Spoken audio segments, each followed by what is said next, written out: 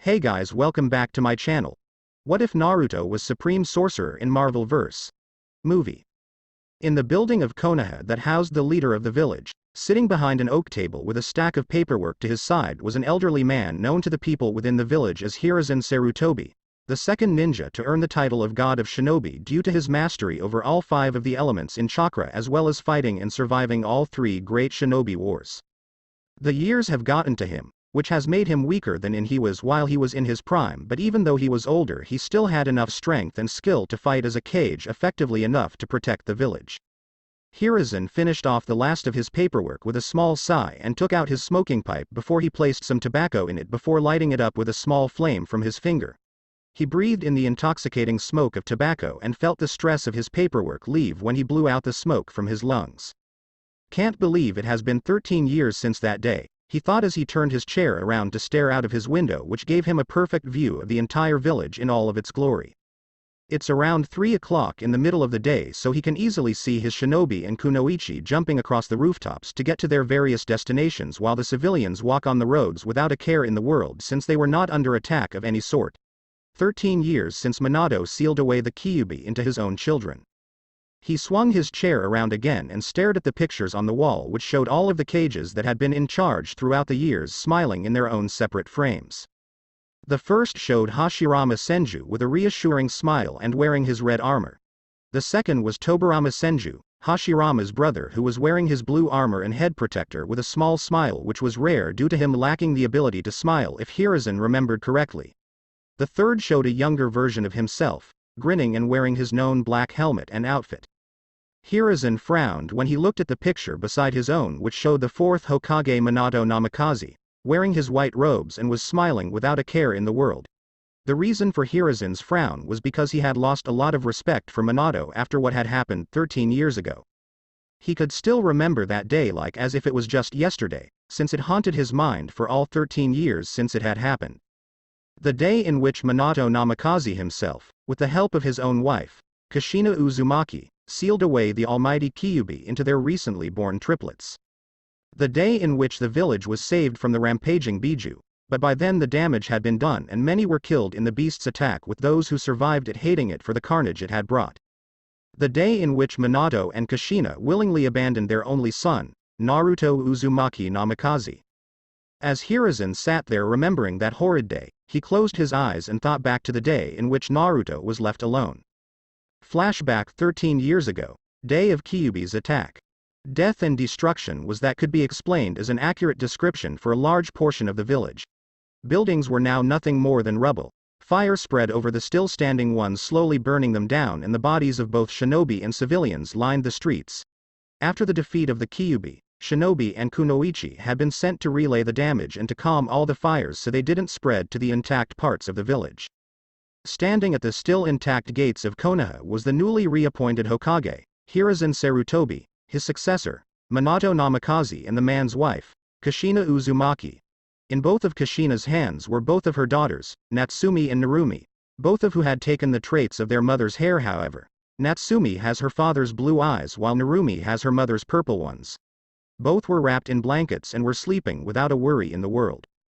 Minato, you can't be serious about this, exclaimed Hiruzen with widened eyes as he had just heard the plan that the man had for his own children.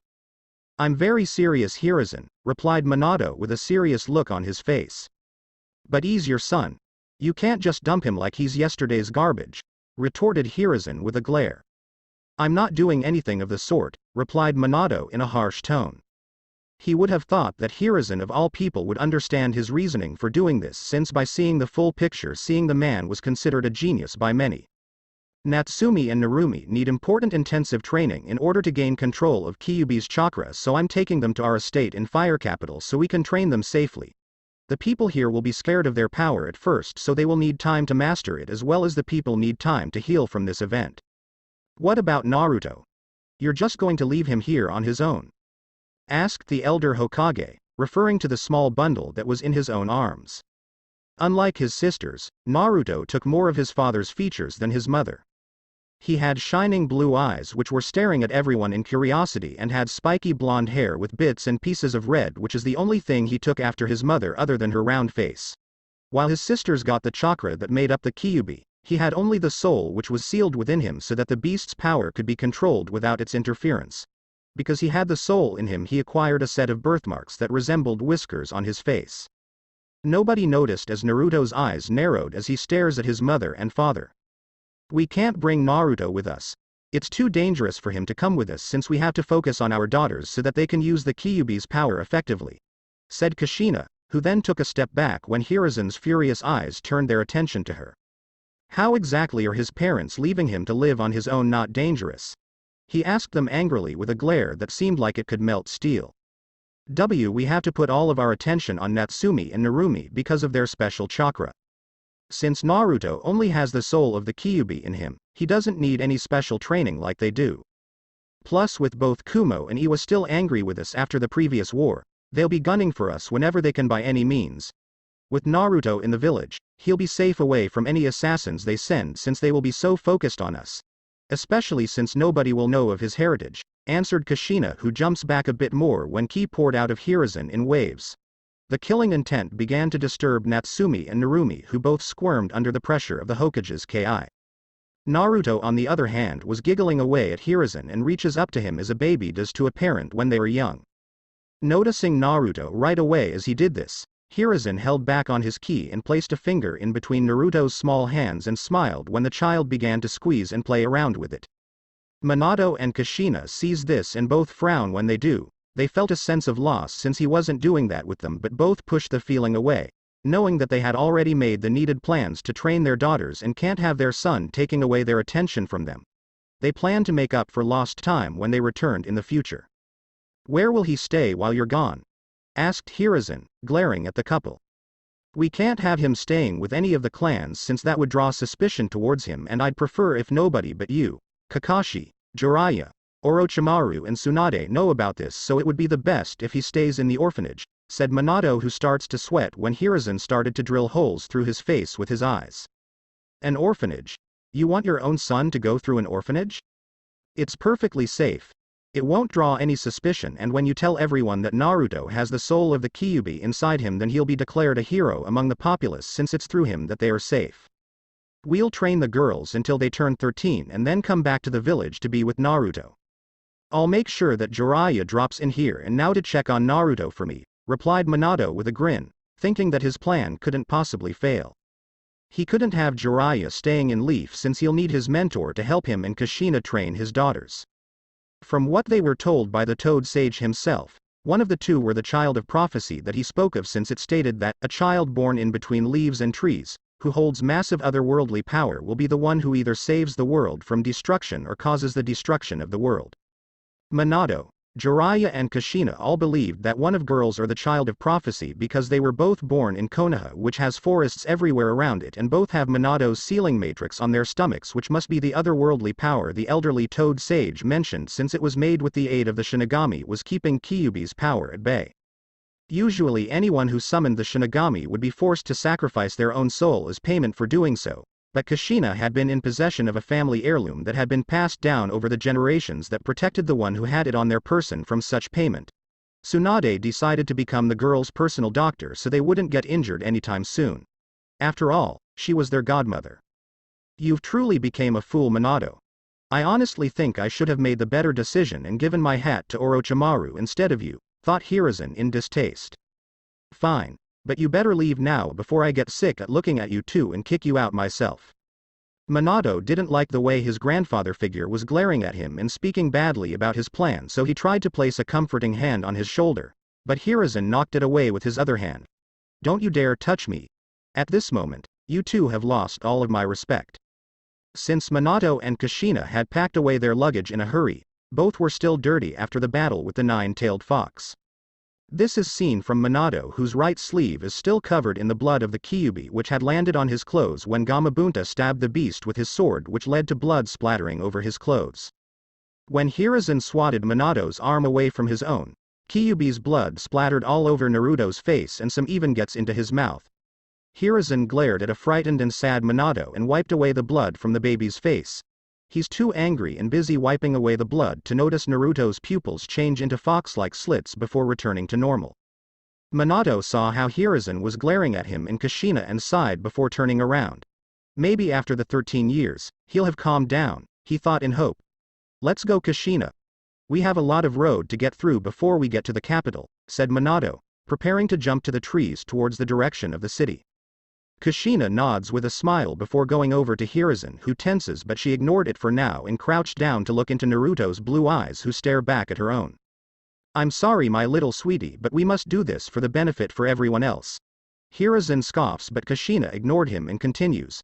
But don't worry. We'll be back before you know it and we can be one big happy family, she cheered with a smile. Naruto just stared back at her without making a sound, which caused her to frown in disappointment. She had hoped that he would reach out for her like he did with Hiruzen, but he just stared at her as if she was a stranger of some sort. Let's go Kushina. Jiraiya and Tsunade are most likely halfway there by now. We can't keep them waiting, said Minato, jumping up to the trees. Fine. Hold your horses. I'm coming, said Kushina, and she takes a few steps back to jump away. She turned around to give her son one last look and make sure to memorize all of him before leaping away to follow her husband. None of them noticed Naruto glaring at their backs as they left him alone. Flashback end. As he was ordered by his successor, Hiruzen announced to the village about the sealing of the Kyuubi into the 3 infants, as well as the situation as to why Minato had to leave the village with his daughters.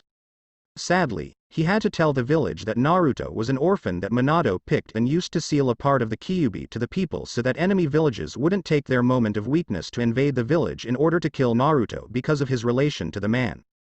The villagers cheered for the daughters of their Yondaime, and both have been officially declared as the princesses of Konoha. Much to Hiruzen's disgust, when he mentioned that Naruto contained the soul of the Kyuubi, they immediately demanded for his death. They wanted to kill the infant at the thought of him being the reincarnation of the Kyuubi. It didn't help that he has a set of whisker marks on his cheeks which did nothing to hide the fact. They wanted him dead so that the Kyuubi could never reform again to slaughter again. Plus, since the boy was said to be a clan less orphan, then that meant that no one would miss him, so it was no skin off their bones and would in fact finish what their leader had started. He looked at the 3 picture frames on his desk and smiles at the first 2, but it fell and he felt heartache once he saw the 3rd picture. The first picture was taken by his secretary and it shows him holding a weak-year-old Naruto who was trying to take off his cage hat, much to Hiruzen's amusement. The second picture shows a 3-year-old Naruto sitting on his lap with the Hokage hat on his head. It was too big for him, so all it did was cover his forehead and eyes, but his smile can still be seen in the picture. The last picture is what causes Hiruzen heartache. It shows him and a 7 Naruto standing on the Hokage monument. Unlike the other pictures where Naruto has a huge grin, he has a small smile which could barely be called one. He hasn't been the same since that day. On October 10th, a mob of 200 civilians and 10 shinobi who all rank from Chunin to Jonin had taken the opportunity when he was in a council meeting to barge into Naruto's apartment that Hiruzen had provided for him and kill him. It wasn't the first time that Naruto was attacked by such a large mob. The Anbu guards he had assigned to protect Naruto were strangely nowhere in sight. When Hiruzen had gotten out of the meeting, he had checked up on Naruto by using the all-seeing orb he had in his office that he used to see the goings-on in the village from time to time when he himself could not leave the office. What he saw made his blood go cold as ice when he saw a 6-year-old get beaten and stabbed by full-grown adults in his own village. Without a second thought, he had called his private Anbu squad and went to the apartment, which only took him 2 minutes since it was close by. When he had arrived, he gaped at the sight of a literal massacre. Bodies littered all over the apartment complex and blood was painted all over the walls. They had run to Naruto's room and noticed how the closer they got, the more bodies started to pile up. They had made it to the open door before a civilian woman in her 30s had run out of the room with a screech of terror of her voice. She was quickly silenced when a strange strand of energy shot out of the room and pierced her back before dragging her back into the darkness of Naruto's room. Hiruzen didn't have to wait for long to enter the room himself, because a bloody Naruto had walked out of the room without a care in the world and passed by him in the shocked Anbu like as if they weren't there.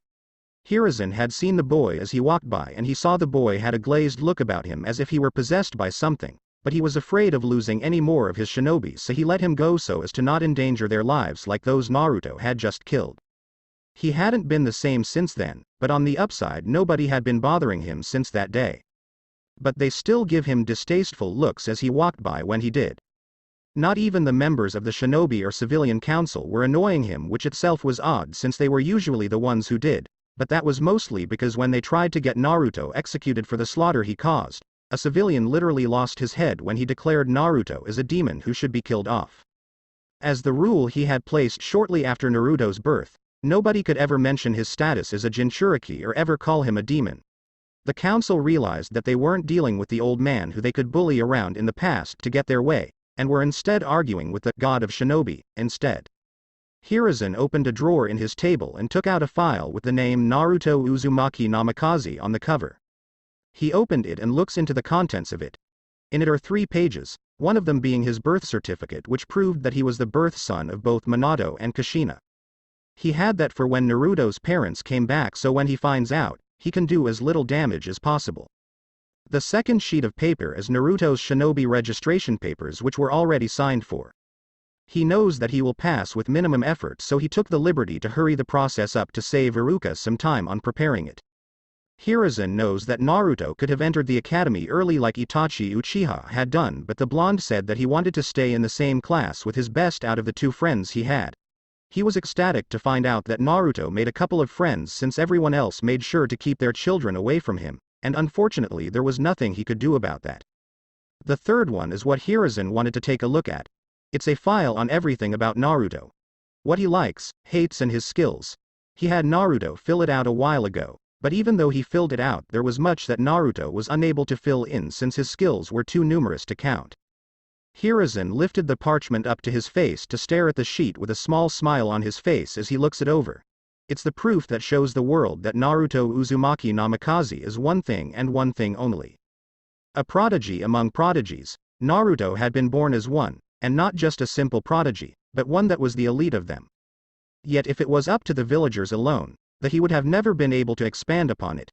Naruto learned how to hide and survive multiple attempts on his life since he was 5, and he got fairly good at it since it was quite frequent that the attempts happened. And it was through one of those attempts on his life when he was 5 that set him on the path of becoming the powerhouse he became in the present. The mob had burst into his home, but at this point Naruto expected it since he laid out a few makeshift alarm systems around the apartment building, which was fairly easy since no one else wanted to live in the same place as the so-called demon brat. So he had the entire apartment to himself. Hell, he booby-trapped at least a dozen of the rooms so that those seeking him out would suffer for trying to hurt him. He never slept in the same room twice in a row, and so it was harder for them to find him since he had an escape plan for each one. So as expected, the mob finally found him, but he escaped out the window and chased to the forest of death on the outskirts of the village. They stopped chasing him when he entered through a gap in the fence since they thought that he would die in there, so they left him there to die with smiles on their faces. Naruto was no fool, since he knew exactly where he was. And usually he would have avoided this place, but as he ran away from the crowd he had felt as something called to him. As he made his way deeper into the forest, he felt the call more clearly, and soon he came upon an unnatural-looking tree with a hole in it. He reached his hand into the hole and inside of it he pulled out an eye-shaped medallion that was made of metal. As he held it in his hand, it shifted a bit like it was opening and flashed him in the eyes with a strange light. As he was flashed he was gifted visions of mages throughout various dimensions. Naruto felt a slight bit of the magical power that they had used themselves and with it was able to blast a lone wolf that had stalked him as he came into the woods. Naruto had smiled as he experimented with his newfound power a bit, but he came to the realization that he would need to find a means to strengthen this power somehow, but that was something for later, so at the moment he simply returned home. It was when he was attacked at the age of 6 that his power truly came to fruition. He had tried to use his magic to defend himself against his massive swarm of attackers, but it was not even close to enough to defeat them. He had been stabbed repeatedly before something took over his body and used magic to defend him from the mob. It had been ruthless and spared not a single one of them. It even killed the one who tried to flee. Once they were all dead, the entity that took over his body took him back to the forest of death. Once there it used magic to open a portal that brought him to a place that he would come to learn was called the Sanctum Sanctorum. Here he was finally released from the possession of his body and met the thing that had done so. It was a bald white woman in a yellow-orange robe. She explained that she was known as the Ancient One and had awaited the day that he would begin his training to become the most powerful of sorcerers in his world. She told him that she had trained another in the arts like he would train him and he became a legend of his realm as Naruto would in his own. It was then that his training began, and as the prodigy that he was able to master what was taught to him quite easily since he had the proper teacher. Naruto had gone back to explain things to Hiruzen, who at first was surprised about all of this, but Naruto introduced him to the Ancient One. She showed him an example of what Naruto would be able to do in the future, but was warned that Hiruzen would not be able to enter the sanctum again after his initial visit. Hiruzen had simply asked if this was what Naruto wanted, and when he saw that Naruto truly did, he left it at that and let it happen. The sanctum was a place that was outside of time and dimension itself, so while months went by within it, only days occurred in the real world. And there was the added bonus that he aged via his own realm's time, plus a place he could sleep without people trying to kill him. Over the years his abilities had grown to astronomical proportions, and Hiruzen looked at the paper in his hand to see which ones he had labeled on it. Energy blasts. Blasts of elemental energy that he could conjure up and throw them at people with the added bonus of mixing various elements to make them far more powerful. Astral projection. Naruto could release his astral form from his body instantaneously and at will. In this form he did not need to breathe, eat, drink or sleep, was unrestricted by physical laws, was invisible, though could be seen by any if he wished it so, intangible, and incapable of being harmed by all but the most powerful and rigorous of mystic means which no one in the elemental countries had. As physical laws are meaningless on the astral plane, Naruto was able to use it to traverse at virtually any speed desirable, which was incredibly useful as a shinobi. Banishment. Naruto can banish many types of creatures and humans to other dimensions, which also included summons as well, so it perfectly countered that plan of defense in its entirety and made summons worthless against him. Conjuring of objects. Transmutation. Naruto had the ability to change one thing to another. He used this to conjure up the insane amounts of money that people demanded of him for food and supplies, which he paid for but laughed afterwards since he put the spell on a timer, so in a few days the money would return to the junk paper it was in the first place, so he got the stuff he wanted for free. Telepathy. Telekinesis. Flight. Naruto could fly using magical energy but also had an item known as the Cloak of Levitation that allowed him to do so without using his own magical power to do it. While he admitted that the cloak was fairly nice looking, it didn't really clash well with his shinobi world, so he used magic to transform the shape of it in a way that it still retained its power. So now it was a crimson sash he wore with the rest of his gear. Protective shields. Using his magic, he could shield himself or his allies. The shields were so powerful that point-blank explosions could not break them. Hypnotism. Illusions. Intangibility. Naruto had the ability of invisibility or near invisibility and phasing through solid material. Time manipulation. Naruto had shown that he was able to freeze, slow, and travel through time. The last one of the three though he didn't use since he was warned that there was major repercussions for doing so. So he decided to never use that unless he truly needed to. Elemental manipulation. Naruto could manipulate and control the elemental forces and bend them to his will. Teleportation. Dimensional travel. And to think he's only 13, thought Hiruzen in amusement. He was beyond impressed by Naruto's skill level, which should be at the level of a Jonin if he was to think about it. Yet, he isn't even a genin yet. Hiruzen could imagine the amount of damage Naruto will be able to do once he gets more experience, since even though he had all these magical powers at his disposal, he lacked the proper experience to utilize them fully. It was giving the old man goosebumps at the mere thought of it. It's a shame that I have to give back the hat to Minato when he gets back, thought Hiruzen with a frown. He would have loved to give the Hokage title to Naruto when he came of age and strength, since his abilities were beyond anything that even he was capable of doing. But sadly, he had to give it back to Minato when he came back from Fire Capital as per his orders. He looked at the latest letter sent by Minato and Kushina, which gave him details about how strong the girls have gotten over the years, as well as information on how well they're doing, which he just couldn't give a damn about. What he did find amusing was the supposed skill the girls have earned during their years of training with Minato, Kushina, Jiraiya and Tsunade. From what he has been told, Natsumi and Narumi have really taken a lot more from their mother than they would have wanted. This included her quick temper, her less than rational mind, and to attack someone when they mention the word tomato when someone described them in any way. Hiruzen didn't like the mention of their arrogance, which for some god-forsaken reason Tsunade had found it wise to mention in the letters as well. What the girls haven't taken by either of their parents is the love of Fuinjutsu. Both their parents and Jiraiya have tried many times over the years to train their daughters in how to use it, but neither girl had the needed attention span to train in the almost forgotten art. Hiruzen laughed as he read this, since where they lacked in the art, Naruto excelled in a way that no Uzumaki had ever been able to accomplish, but then again what was one to expect from a power such a magic? What they did learn was how to activate their chakra chains, which would help them to calm each other down if they went insane from using Kyuubi's chakra. Speaking of Kyuubi's chakra, neither girl had learnt to control more than one tail of each of their own 9 tails worth of demon chakra. This made Hiruzen laugh even harder than before, since Minato had bet on the wrong child, and it was clearly showing from the information presented to him. So many of Naruto's years spent and wasted, thought Hiruzen with a hateful glare at the letter. They went to the fire capital to keep Naruto away so they can give their daughters all their undivided attention so that they could train them on how to use the demon chakra, but what was the point of it all if they've only gotten control of a single tail's worth of it? Every letter they sent asked for info on Naruto and how he was doing in the village. Hiruzen was still pissed about their actions towards Naruto at birth, so in a form of payback, he made sure to give them as little info as possible so he can personally watch them squirm when they find out everything which has happened to the son they left behind. Other than training the girls on how to use the demon chakra they still have yet to fully master, they were taught various jutsus ranging from D to B rank, with their only known A rank jutsu being the Rasengan that their father had become infamous for making during the Third Shinobi War, and just like him they were unable to fully complete it. Natsumi was taught on how to use the whirlpool style of fighting from their mother, while Narumi was taught the hummingbird style from Minato. They were also taught Kenjutsu by their mother, as was stated in the letter. They were intermediate level at best. They also couldn't learn Genjutsu due to the large amount of chakra they have, but they were taught how to break out of it. Jiraiya helped train them in the ninjutsu department, while Tsunade could only train them on how to use C-rank medical jutsu, since both girls don't have the necessary chakra control to use any higher healing jutsus.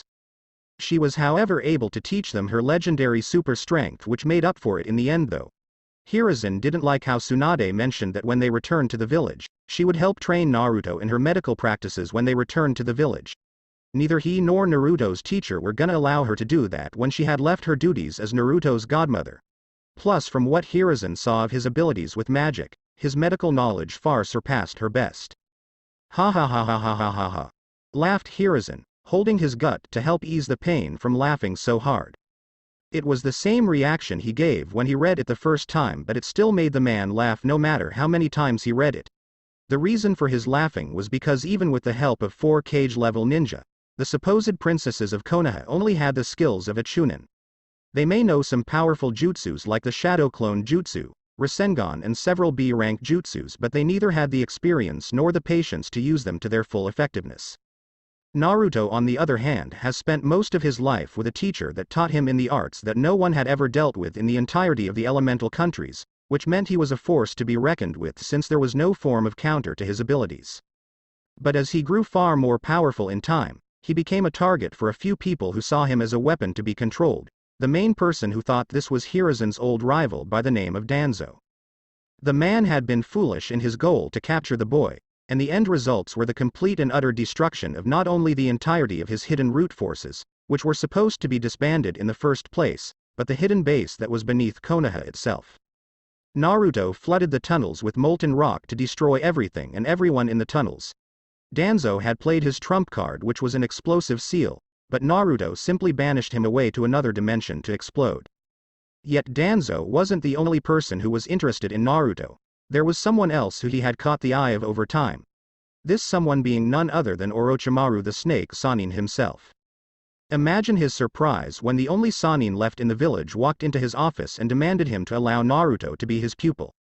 When asked why, Orochimaru explained to him how he saw Naruto train in one of the training grounds.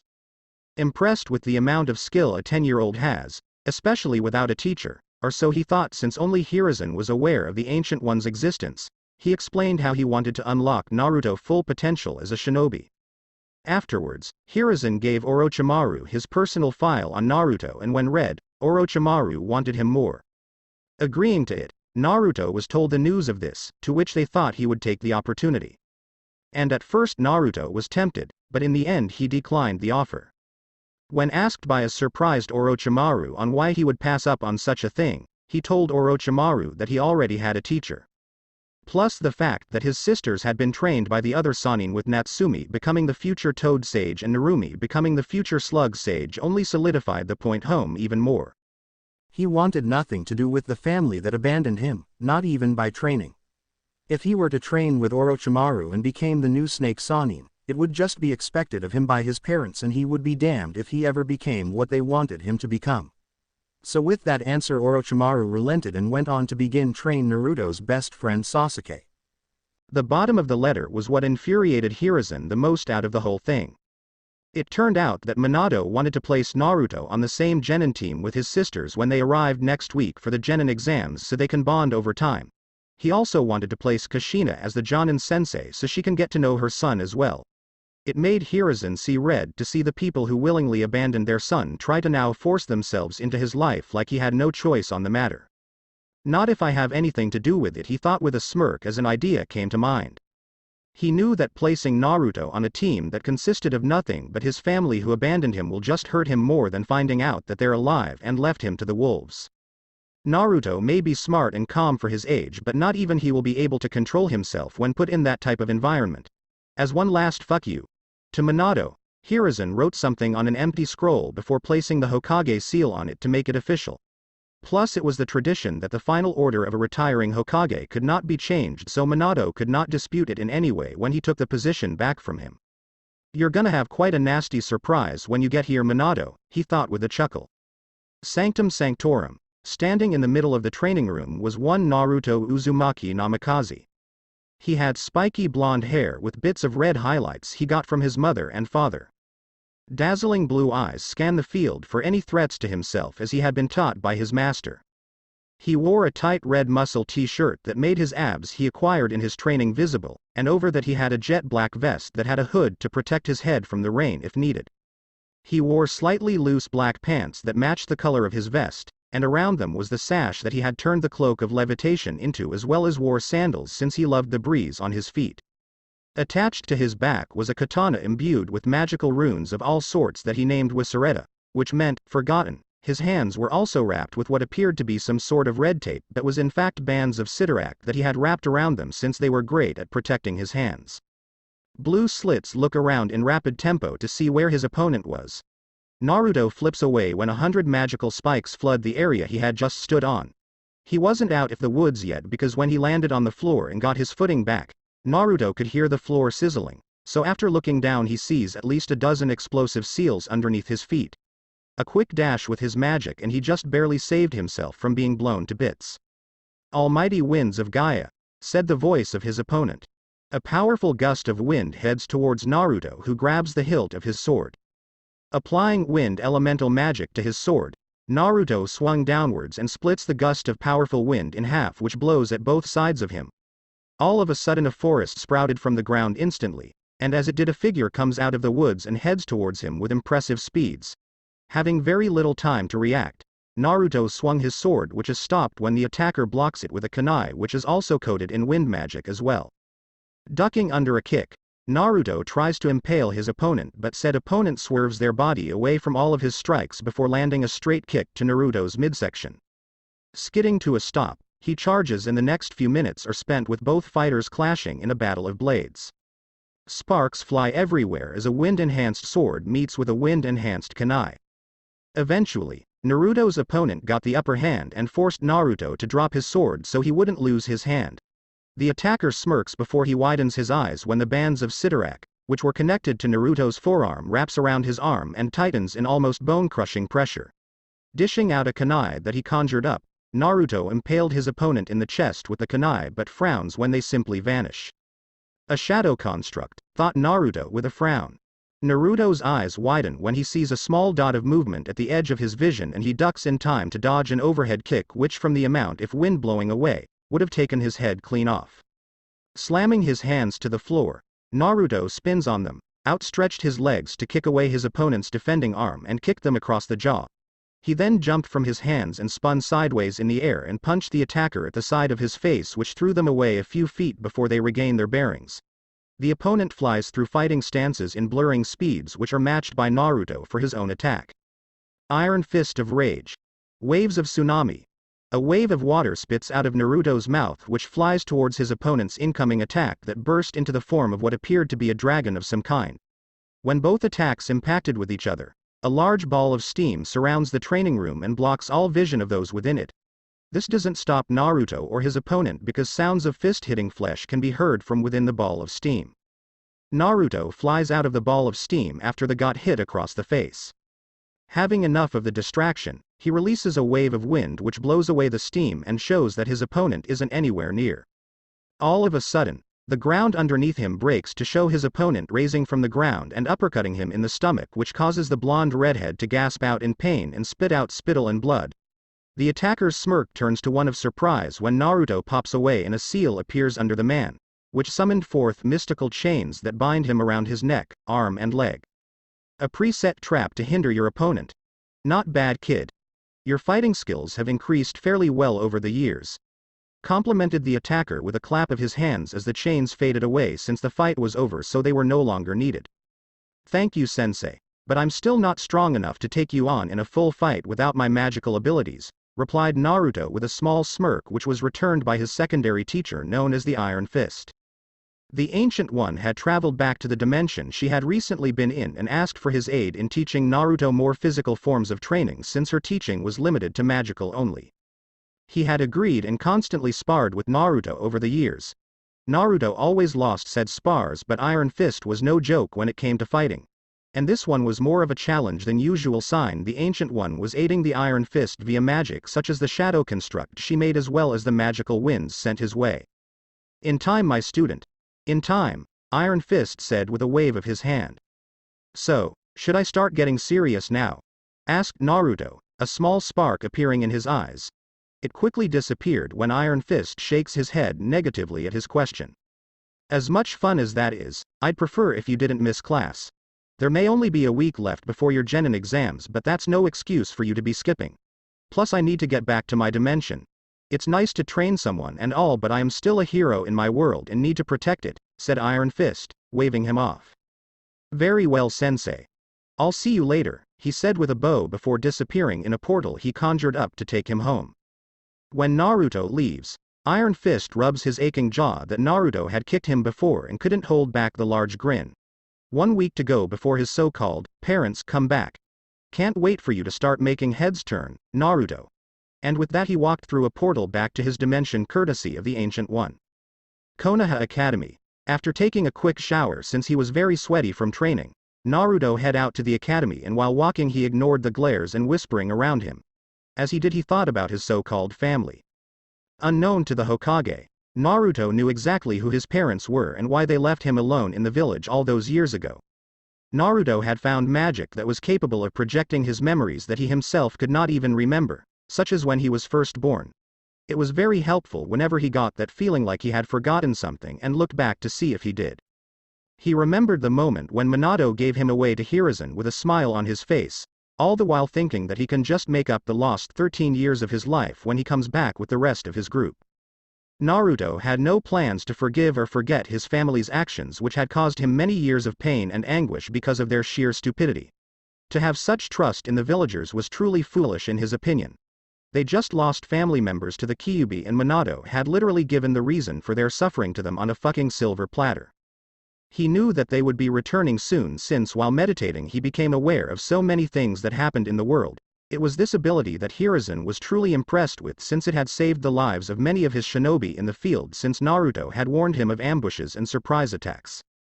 Now if only the people knew, they might be friendlier towards him, but he decided against it since he was fairly certain that the villagers would spin it in some way to make Naruto look bad and demand his execution in the end. Naruto knew his family would return and would try to bond with him by placing him on a team with his sisters and mother while his father took back the mantle as Hokage. It made the most sense after all, seeing as he doubted that Minato would make his daughters go through the academy. Minato may become his Hokage since he was a part of their forces, at least for the time being, but he'll never be his father no matter how hard he tried to be it. Entering the academy and walking into his classroom, he ignored the blushing and giggling girls in the room and the glares of envy from the males. Over the years he had grown into a fine young-looking man, and even though the parents of many of these young girls had been told to stay away from him, they could not help their teenage hormones from making them think this way about him. Naruto didn't really care for their looks since he was only interested in one girl who unfortunately was not in his class, but he did visit her on the regular. Walking up to the back of the room and taking a place beside his only friend that was there, Naruto greeted him with a small smile on his face. Sasuke. Naruto. Both boys had been friends since they were 6 when they met each other at a lake and talked to each other. They bonded over the fact they both lacked friendship, with Sasuke being too gloomy and Naruto being what he was, and Sasuke's gloomy attitude only increased when his older brother Itachi killed the entire Uchiha clan a year later, which left him in a state of depression. Getting sick of his friend's attitude since he was beginning to grow distant after that event happened, Naruto then told Sasuke his situation with his own family and why they had ditched him, as a means to explain to Sasuke that he wasn't the only one feeling the pain of betrayal, since there were others who did as well. At first, Sasuke was skeptical about the whole thing, but seeing his brother kill everyone in his clan has caused him to open his eyes wide to the way the world was and made him believe in the wisdom that Naruto had imparted upon him. Seeing as they were both betrayed by family in such a way, the both of them began to train with each other in hopes to get power and prove them all wrong. Although they may train together when possible, yet Sasuke knew he stood no chance against Naruto no matter what he tries, even after said emo got an apprenticeship with Orochimaru. It didn't mean that he didn't improve though, which he did since he had a good teacher. Many had thought that Orochimaru would have turned out differently, since for quite a while he had been trying to obtain immortality and was prepared to do some inhumane experiments to try and obtain it, but what no one other than Orochimaru himself knew was that he was given a vision in his sleep at a younger age of what would happen if he went down that path, and he did not like it in any form. So he declined Danzo's future offer of becoming a root shinobi and instead made himself famous within the village instead of infamous as he was in an alternate time. Naruto, said Blonde, smirked as he heard his name being called and looked over to the incoming lad who had called it out, knowing what's to come next. What wrong, Shikamaru? Come for a rematch? Asked Naruto, who had to control himself from chuckling at the look of almost borderline insanity on the Nara member's face. It amused him greatly to see the heir of the most laid-back clan freak out just because of him. It made him feel like he had accomplished something great, since they were not ones to freak out lightly. At least unless there was an angry woman involved, then they easily freaked out. You know damn well I want a rematch, shouted Shikamaru, slamming his shogi board onto the table. And this time I'll finally win. I'm not so sure that. Sasuke, remind me again, what is the score between me and Shikamaru? Naruto asked Sasuke in fake ignorance, much to the Uchiha's amusement. 27 to you and 0 to him, replied Sasuke with a small smirk adorning his lips. Not anymore, Naruto. This time, I'll break your winning streak, declared Shikamaru, pointing his finger at Naruto's face. You can try. Who knows, you might get lucky, said Naruto with a chuckle. Shikamaru frowned as he said that, but sets the shogi table anyway with determination in his heart. It had been the same since Shikamaru first played Naruto in shogi. He was the first and only person other than his father to beat him in the game, and that infuriated Shikamaru, who silently prides himself in his intellect to no end. Setting the game pieces in place, Shikamaru eyed the table like his life depended on it. I've memorized all of his tactics and I now know how to counter each one. This time, I win, thought Shikamaru, inwardly chuckling. Naruto pulled out a book on chemical reactions as Shikamaru made the first move. Will you put the book away and take this game seriously? Asked Shikamaru with a growl, since Naruto always did this when they played shogi. He would read a book and pay little attention to the game itself, and yet was still somehow able to win even when Shikamaru put his all into the game. I'll take this seriously when you actually become a challenge, Shikamaru, said Naruto as he licked his finger and flipped the page in his book since he was finished with the current one. And you'll know when that is when I put my book down. Naruto then lifted his finger, and as he did the magic he put into it moved his piece on the board that he wanted to. Naruto had mastered the art of multitasking over the years, so he was easily able to pay attention to both his book as well as the game in a way that it seemed like he wasn't caring about it. It pissed Shikamaru when he did this, and that amused him so. He still remembered how Shikamaru freaked out the first time he had used his telekinetic powers to move his chosen piece, but then again his family was capable of killing people with their shadows, which seemed impossible, so it wasn't so far-fetched once he thought about it clearly. 5 minutes later, and that's game, said Naruto, placing his final shogi piece on the board with a smirk. All Shikamaru could do was gape at the board while trying to figure out how he had lost. He thought that he had Naruto beaten finally, only for him to still lose in the end. Impossible. I've gone through all of your known moves, so how did you beat me? Demanded Shikamaru. Naruto and Sasuke look at the Nara with grins on their faces, enjoying how the blonde can easily make a lazy Nara feel unrest just with a simple game of shogi. It challenged their great ability of intellect, and by losing he figures out that he isn't the smartest person in the class. After all, Naruto was number 1 in everything in class while Sasuke is following him in second place, with the exception of intellect since Naras were infamous for theirs. Now that'd be telling. Looks like it's back to the drawing board for you, chuckled Naruto, waving the grumbling Nara off. You know he'll be back again tomorrow, said Sasuke with his own small chuckle. And you should know that I'll just win against him again, replied Naruto with a hint of arrogance. He knows that arrogance on the battlefield or in general is what killed many powerful shinobi in Kunoichi, but he felt that winning against a Nara in a game of shogi, he deserved some form of arrogance for it. He liked to be little greedy like that with such simple things. 4 days later, road to Konoha. Walking up the dirt path heading towards the Hidden Leaf village were 6 individuals, 2 males and 4 females. The men were Minato and his mentor, Jiraiya, while the females were Tsunade, Kushina and her daughters, Narumi and Natsumi. 13 years have passed since they left the village to train the girls on how to use Kyuubi's chakra, and now it was finally the day that they were scheduled to return. Do you think Naruto will like us? Asked Narumi in innocence, since she was generally curious about her brother. She had heard so little about him, but she was looking forward to the meeting. Jiraiya chuckled at the little girl who he thought of as his granddaughter and ruffled her hair much to her chagrin. Of course he will. Who in their right mind would hate such a cute face like yours? He asked while stretching out both of her cheeks. He stopped when Kushina hit him across the head with smoke flowing out of the injury in an animated comical fashion. Do that again and I'll make sure you can't use your hands ever again, threatened Kushina with a sweet smile. Everyone laughed at how Jiraiya ran behind Tsunade in fear of the woman's wrath. The sight of the village's gates came into sight and Natsumi started to cheer in excitement since the moment they had waited for was close at hand. Calm down, dear. No need to rush things, laughed Minato, who was also feeling excited to be back in the village and with his son. There was so much that he wanted to teach him to make up for lost time. 10 minutes later, with a calm pace, they arrived at the gate to the shell-shocked looks of the Chunin guards on duty at the time. Why, Yondaime? You're back, gasped out one Chunin in amazement at not just being in front of Minato but also the red-hot habanero, 2 Sannin, and from what he can guess, the princesses of Leaf as well. Yep, and it's great to be back. Mind if you hand over the clipboard? He asked, holding his hand out for said piece of wood. The Chunin nodded before handing over the clipboard to Minato, who signed his name in along with everyone else. When finished, they all walked into the village and headed towards their destination, the Hokage Tower. Hokage Tower. So they've returned as they said, thought Hiruzen grimly after dismissing the Anbu who came to report the arrival of Minato and his family along with his 2 students as well. A knock on the door took him out of his thoughts and he can make a quick guess on who it was behind the door. Come in. The doors opened and as he feared, Minato with his family as well as Jiraiya and Tsunade walk into the office. Hey Hiruzen. You've gotten more wrinkles since the last I saw you, joked Kushina, who stopped her fooling around when Hiruzen glares at her just like how he did 13 years ago. He still hadn't forgotten how they abandoned Naruto without a care and wanted to remind them all that he hadn't forgotten. Ah, come on old man, don't be like that.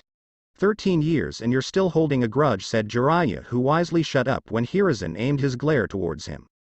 Well, I'm sorry that you think that I'm being a stubborn old man, but it's kind of hard to forgive those who I thought as my own children and grandchildren to just abandon a child to his own vices. We didn't abandon him, shouted Kushina angrily, having gotten sick of the guilt piling on her throughout the years. Hiruzen wasn't helping her problems. Narumi and Natsumi just stood there and watched the scene play out in uncertainty, not quite sure on how to feel about the situation. Speaking of Naruto, where is he?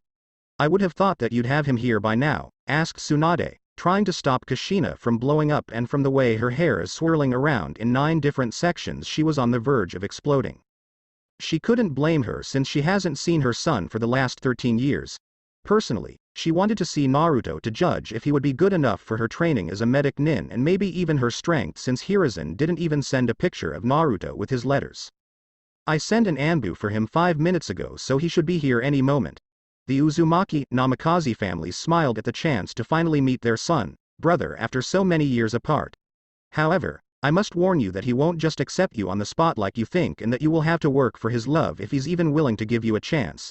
13 years is a lot of time wasted," stated Hiruzen with a small glare. "Stop worrying about that, will you? When he finds out that his parents are Minato and Kushina, then he'll be begging to go home with them," declared Jiraiya with a grin, believing that any child would love to find out that their parents are the famous Yellow Flash and the Red Hot Habanero. The family turned excitedly at Jiraiya's confident suggestion, but Hiruzen and Tsunade looked at the Toad Sannin like he just grew a new head out of the blue. "He can't be that stupid, can he?" they both thought to themselves as they heard this. Their attention turns towards the doors as they heard it open and saw Naruto walk in. As he walked forward towards the Hokage's desk, he was seen writing something into a small black book, and judging from the amount of concentration that he was paying attention to it, it seemed fairly important to him that he finished up what he was doing. Minato and Kushina turned back to see their son walk in and are both amazed at his appearance but felt something off with him. The way his body tenses as well as how he walked in with his silent steps wasn't something an untrained 13-year-old should be doing when they walk into the Hokage's office. Jiraiya and Tsunade eye Naruto up and down and are both impressed with Naruto's appearance as well as the way he manages to scan the room when he walks in even when he was occupied with something else. Narumi and Natsumi on the other hand blushed at the sight of their brother, finding him quite handsome in their opinion. The way his shirt was filled with his toned muscles left little to the imagination. Naruto stopped walking a few feet from the Hokage's desk and stopped. He finished up whatever he was writing and placed the pencil he was using in the book before he shut it and placed it into what would appear to be an inner pocket on the inside of his vest, yet he simply sent it to his desk back in the sanctorum. "Yes, old man. What did you call me for?" asked Naruto, ignoring the other occupants in the room. He knew exactly who they are but he didn't need them to know that. Hiruzen nodded his head and points towards the chair in front of him. "Maybe you should take a seat for this," he said, but Naruto shook his head at the offer. "Very well, I'm not quite sure on how to say this, but I need you to have an open mind about this. So I'll just come out and say it now. These two," he said pointing towards a smiling Minato and Kushina. "You may find this hard to believe but they are your parents. And these lovely ladies are your sisters," said Kushina, referring to both redhead sisters.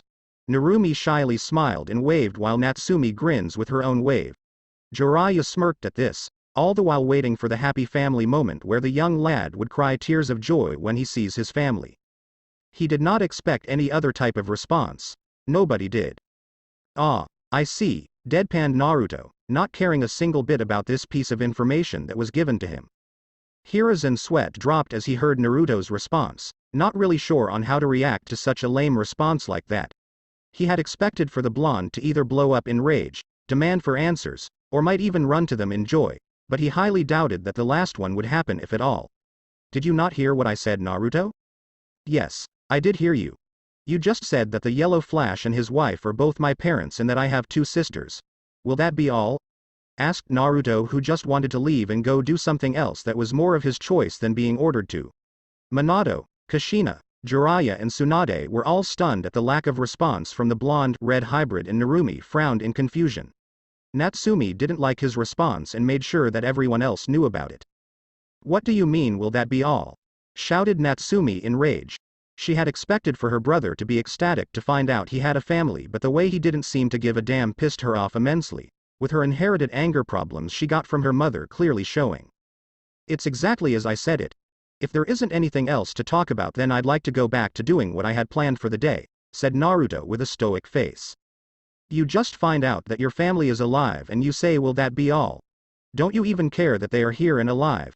asked Jiraiya, frowning at how his student's son was behaving. He was acting like some sort of spoiled brat.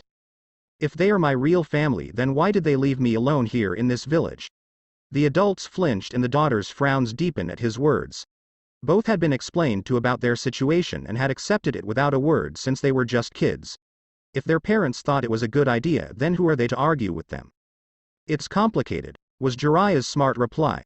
"It's complicated? That's your response for the 13 years I was left alone?" asked Naruto with a raised eyebrow. "And we're sorry about all of that, but we needed you here in the village so you can be safe. Your mother and I have many enemies outside the walls who wouldn't hesitate to hurt you to get to us," said Minato, hoping to reason with his son that he was trying to do the best for all of them. "Then where were you?" Minato inwardly winced at the accusing eyes Naruto was throwing at him.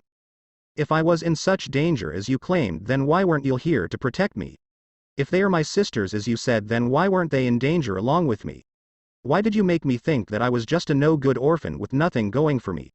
Asked Naruto, secretly enjoying every twitch and wince his so-called family made every time he spoke. You didn't even leave me a guardian to take care of me. No note explaining the situation, nothing. Kushina tried to explain to her son on why they had to abandon him, but no words came out of her mouth. Instead, all that came out of her mouth was "it's complicated."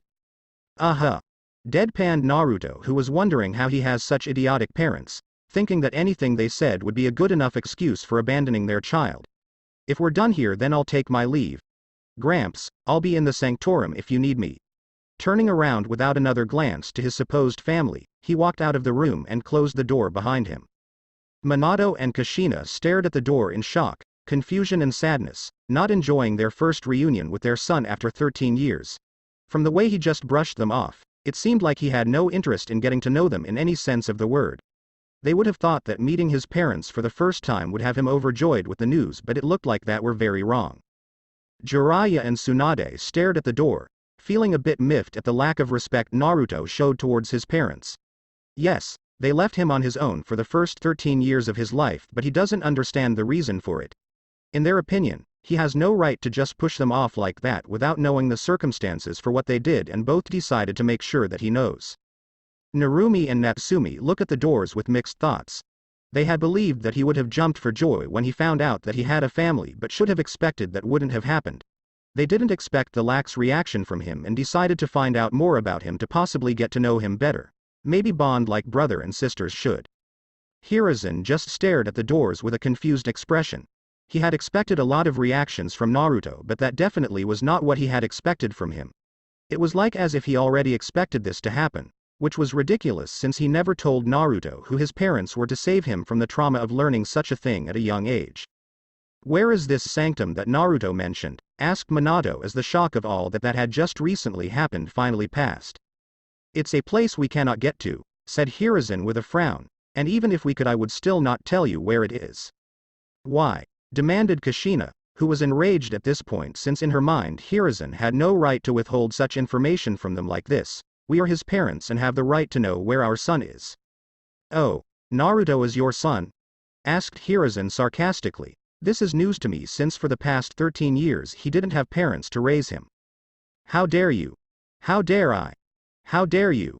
Do you have any idea what your son has gone through in your absence? All the pain that he went through thinking that no one wanted him? Where is he? Asked Minato, who wanted to know so they could go and apologize and begin the healing process so they could be a family once more. Like I said, started Hiruzen as he began to continue the paperwork he had started earlier but had stopped to handle this meeting. It's somewhere we can't get to. You want to find out where, then ask Naruto himself if you were able, but do not be surprised when he doesn't answer you. Not get out of my office since I have paperwork to go over still and it will take a few days to reinstate you as Hokage once again. And with that, the group left to try and search out where Naruto had gone, and where exactly this sanctum was. Lightly lit room. Yakumo Kurama sat in a chair looking out her window, bored out of her mind. She usually painted to pass the time between training and meeting with her only friend, but she was not feeling that artistic right now, so she simply waited for her friend to arrive as he said he would. She possessed long brown hair and light brown eyes. Her hair was straight on one side, but on the other side it is in a braid. In addition, she sported a clip with two circular designs. For her outfit she wore a pink kimono held closed by a pink sash with two pockets on the front. She also wore violet baggy pants and red mesh armor underneath her kimono and legs, along with sandals that were orange in color. Her outfit being sealed while training with her friend was a series of kimono-like shirts that had long right sleeves and short left sleeves that were held close by a wide pink sash with red mesh armor underneath it all, with a light blue skirt and a brown headband. She had been born with a weak body, which made her unable to perform the physical activities required of a ninja. Worried about this development, her father had petitioned the third Hokage to grant Yakumo a special tutor to allow her to become a proper ninja in time. The tutor chosen was Kurenai Yuhi, who was a genjutsu user like Yakumo was. Inspired by the example of Rock Lee, who was unable to use ninjutsu or genjutsu, and his relationship with his sensei Might Guy, Yukumo believed she could become a ninja through simply concentrating upon her genjutsu skills since she excelled at it. But the problem with that line of though was that Kurenai lacked Guy's optimism and felt that she was unable to train Yukumo in this regard. She eventually refused to train Yukumo, instructing her to seek another path in life. But Yukumo's refusal forced Kurenai to later seal up the young girl's powers in fear of her lashing out. This was done on the order of the third Hokage, as he had been made aware of the Ito, a sentient and malicious personality within Yukumo's mind, which had been generated from the bad part of her psyche. This personality could control her and use her incredible powers for destructive means, with the destruction of Konohagakure foremost in its mind. However, the monster overcame the seal, and cast the illusion of a fire engulfing the Kurama clan's household, which killed Yukumo's parents. Yukumo, however, believed that the fire was started on the order of the third Hokage, having overheard a conversation that she believed indicated that the third Hokage was planning to kill her if she became too much of a threat. She nearly lost her mind at this point, with the mindset to cause as much chaos and destruction as she could before she met her eventual end. It was at this point that Hiruzen asked Naruto for a favor and had him go and see if he would be able to help her. He said he would do it on one condition, which was to sign a paper he had without reading it. Hiruzen had at first declined since he needed to read whatever Naruto wanted him to agree to if he was to sign it, but Naruto simply countered with the fact that he was being asked to go against something he didn't know. Naruto went on to state that what he wanted signed was for a personal thing and not something that would harm anyone if signed, of that he gave his word. So in the end Hiruzen relented and signed off on the paper as well as stamped it with the Hokage's seal to make it official. Naruto had cast a protective barrier so that no one could either exit or enter the building once he himself entered. He entered the clan home, and once he did he was taken aback quite a bit since the inside of the house was like a whole new dimension on its own since the space far exceeded the actual house side. He used his ability to fly to roam the area and had found her in her demonic Ito form painting pictures of terrifying creatures that became real when she finished the paintings. She had eventually noticed that he was there and sent her creations to kill him. But she was surprised when Naruto easily burned her constructs away with his power. Her rage grew as she saw this, and it affected the illusionary world around them. It morphed to her will, and what she wanted was a means to bind him so that he couldn't defend herself. Yet no matter what she threw at him, it failed in its execution. Naruto in the end stopped her fighting by bind her with magical chains to stop her from fighting back. She had screamed out in rage as well as pain since she was sad, which Naruto picked up on. He recognized the signs and took the time to talk to her. That action alone was enough to calm her down since people avoided her like a curse for the past few years, and it was good to communicate once again.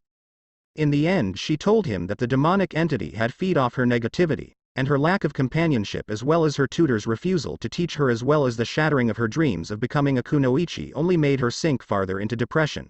She was alone, without friends of any sort, and her own family avoided her as well. It was then that Naruto did something that shocked her as well as healed her broken heart. He hugged her. That one simple action finally broke her free from her depression since it was a loving hug. She returned it with as much love as she was receiving, with tears in her eyes, since this was what she truly needed right now to begin the healing process. Naruto went on to state that he was in the same sort of position with the lack of family, but he at least had one friend to ease his burden.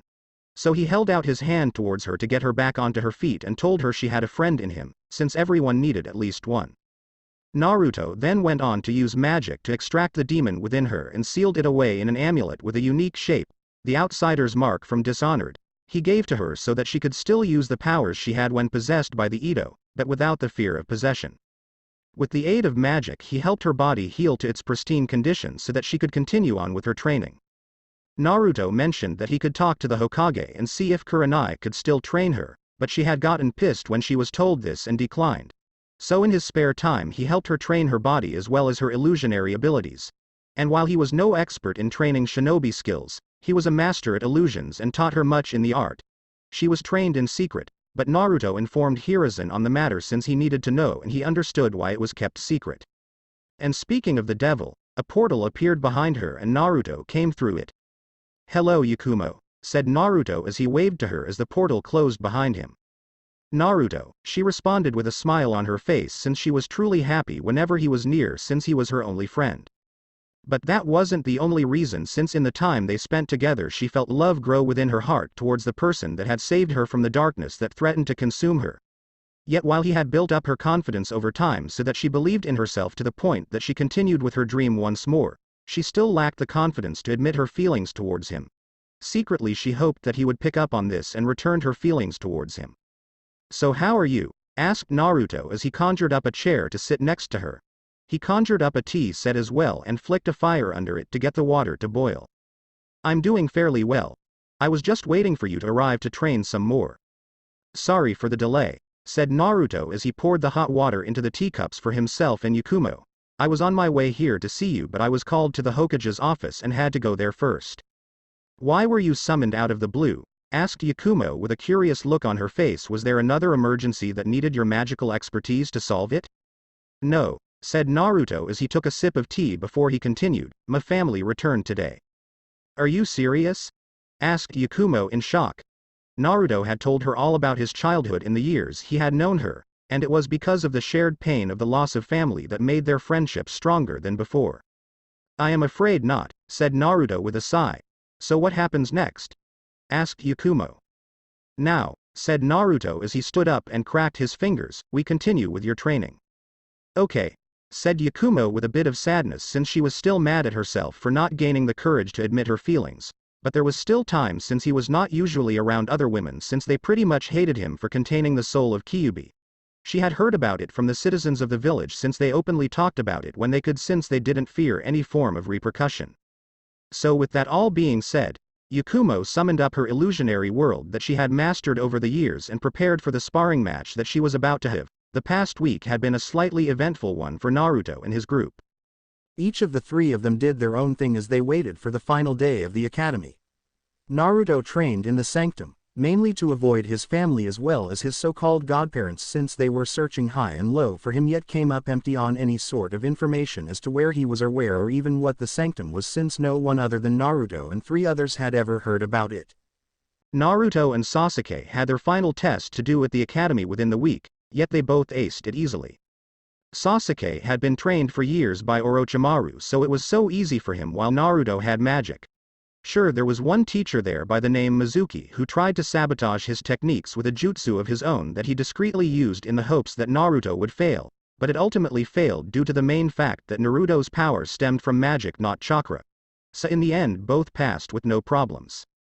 It humored Naruto, and Sasuke as well, but to a lesser extent, to know that his family had waited outside while he took his final exam. His sisters were not going to take it since Minato had already signed the paperwork to waive it for them, since they were already beyond genin level, so the test was pointless for them. So they all waited patiently for him to exit the building so that they could congratulate him and try to begin the healing process and patching things up as a family. Naruto was aware that they were there and simply made a portal for him as well as Sasuke to leave the academy through. If only Minato and his group had known that the entire time they had stood outside to wait for Naruto, he and Sasuke were bonding like brothers over a simple meal of ramen that they ordered from the one place that sold food that neither kicked him out for being what they deemed as a demon, or overpricing his food to at least 4 times its actual price so as to outprice him. The people who ran the stand were not his friends in any way, it was that they didn't hate him like most of the village did, since they were more open-minded and didn't think he was a demon. And speaking of the demons sealed within him, or at least the soul of it was, Naruto knew of the entities sealed within him ever since he was 6. One of the first lessons taught to was meditation, since to master magic one had to be in full control of their emotions. When he did as he was instructed, he entered what appeared to be a dark hallway of sorts. Within it were so many doors, yet most of the doors were unlabeled and empty when he looked within them.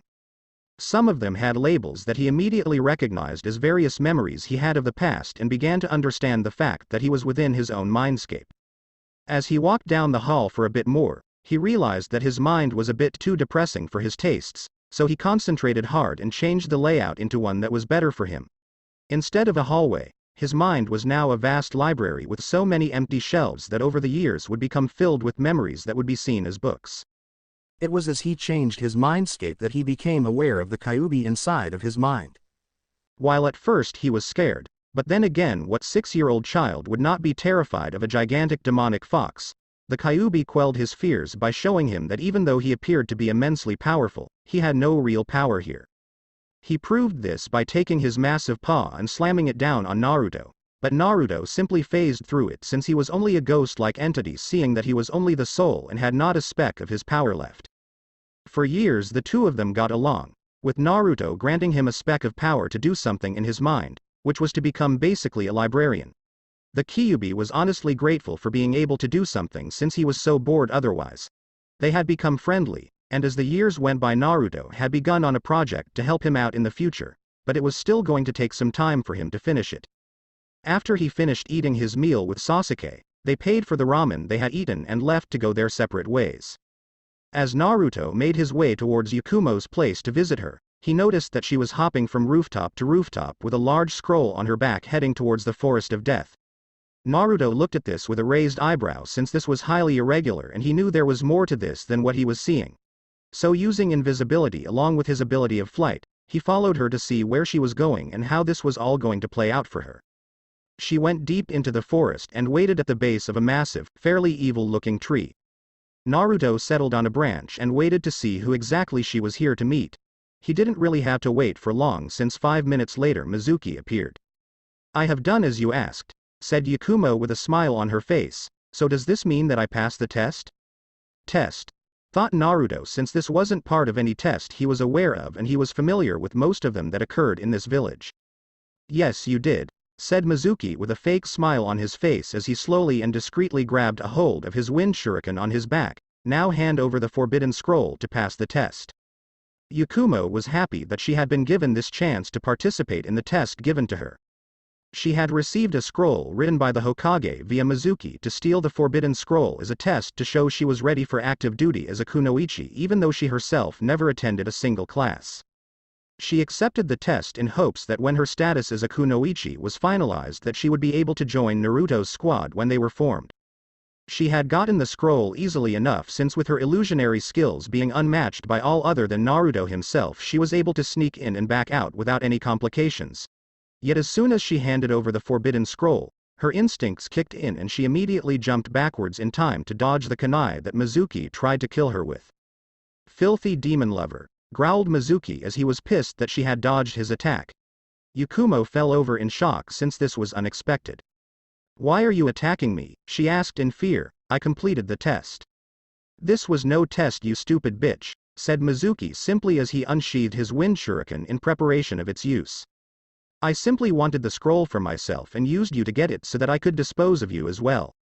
You are a filthy demon lover and no one will miss you when I kill you, so you make an excellent pawn. Now die and become forgotten." Mizuki then threw his weapon at her, but it never made it to its intended target since hallway towards her. The weapon became awash with light and stuck in midair.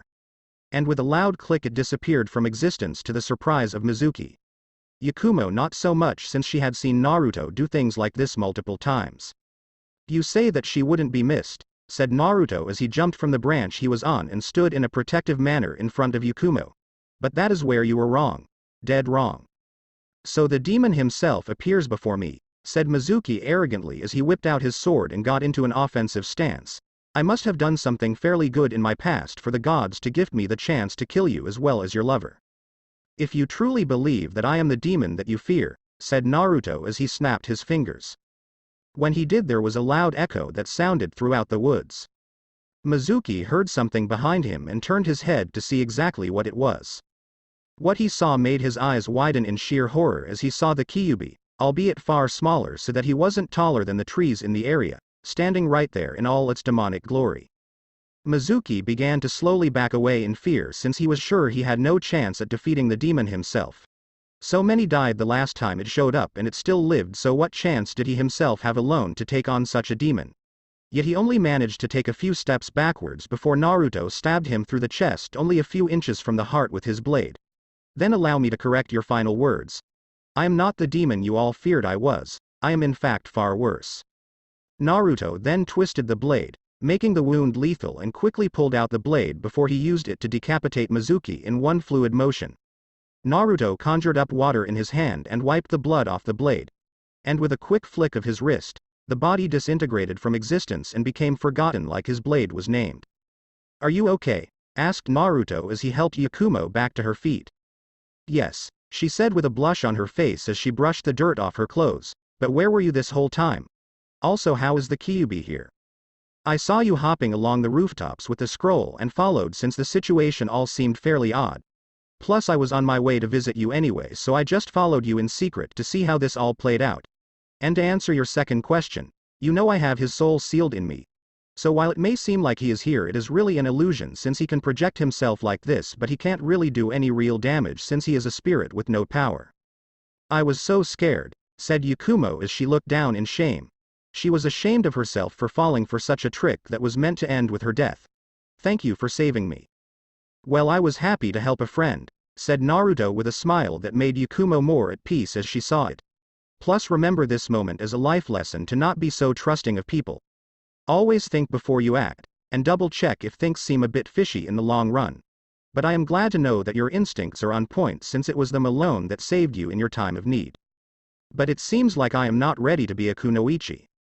I wouldn't say that since you survived an attack from a Chunin instructor.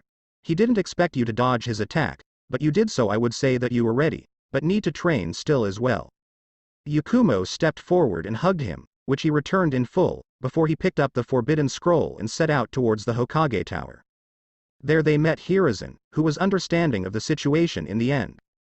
They explained what happened in full and handed the scroll over to be placed back where it was to begin with. But this time it was placed inside with a far stronger seal that Naruto gave him to keep it secure. Once all was cleared up, Naruto took Yakumo home and made sure she was okay before he left since she was tired and went to sleep. As he walked about he shopped for a few things that he would need, such as food, and as he did, he felt as his former sisters were following him in hopes to find out more about him as well as maybe finding out where the sanctum he mentioned was so as to relay the information back to their parents. What they saw only made them sad as well as angry since they saw all the hatred that was sent his way from the villagers. They saw Naruto thrown out of 3 different eating establishments with one of the managers yelling out that if he returned that he would chop him into bits and feed him to his dogs.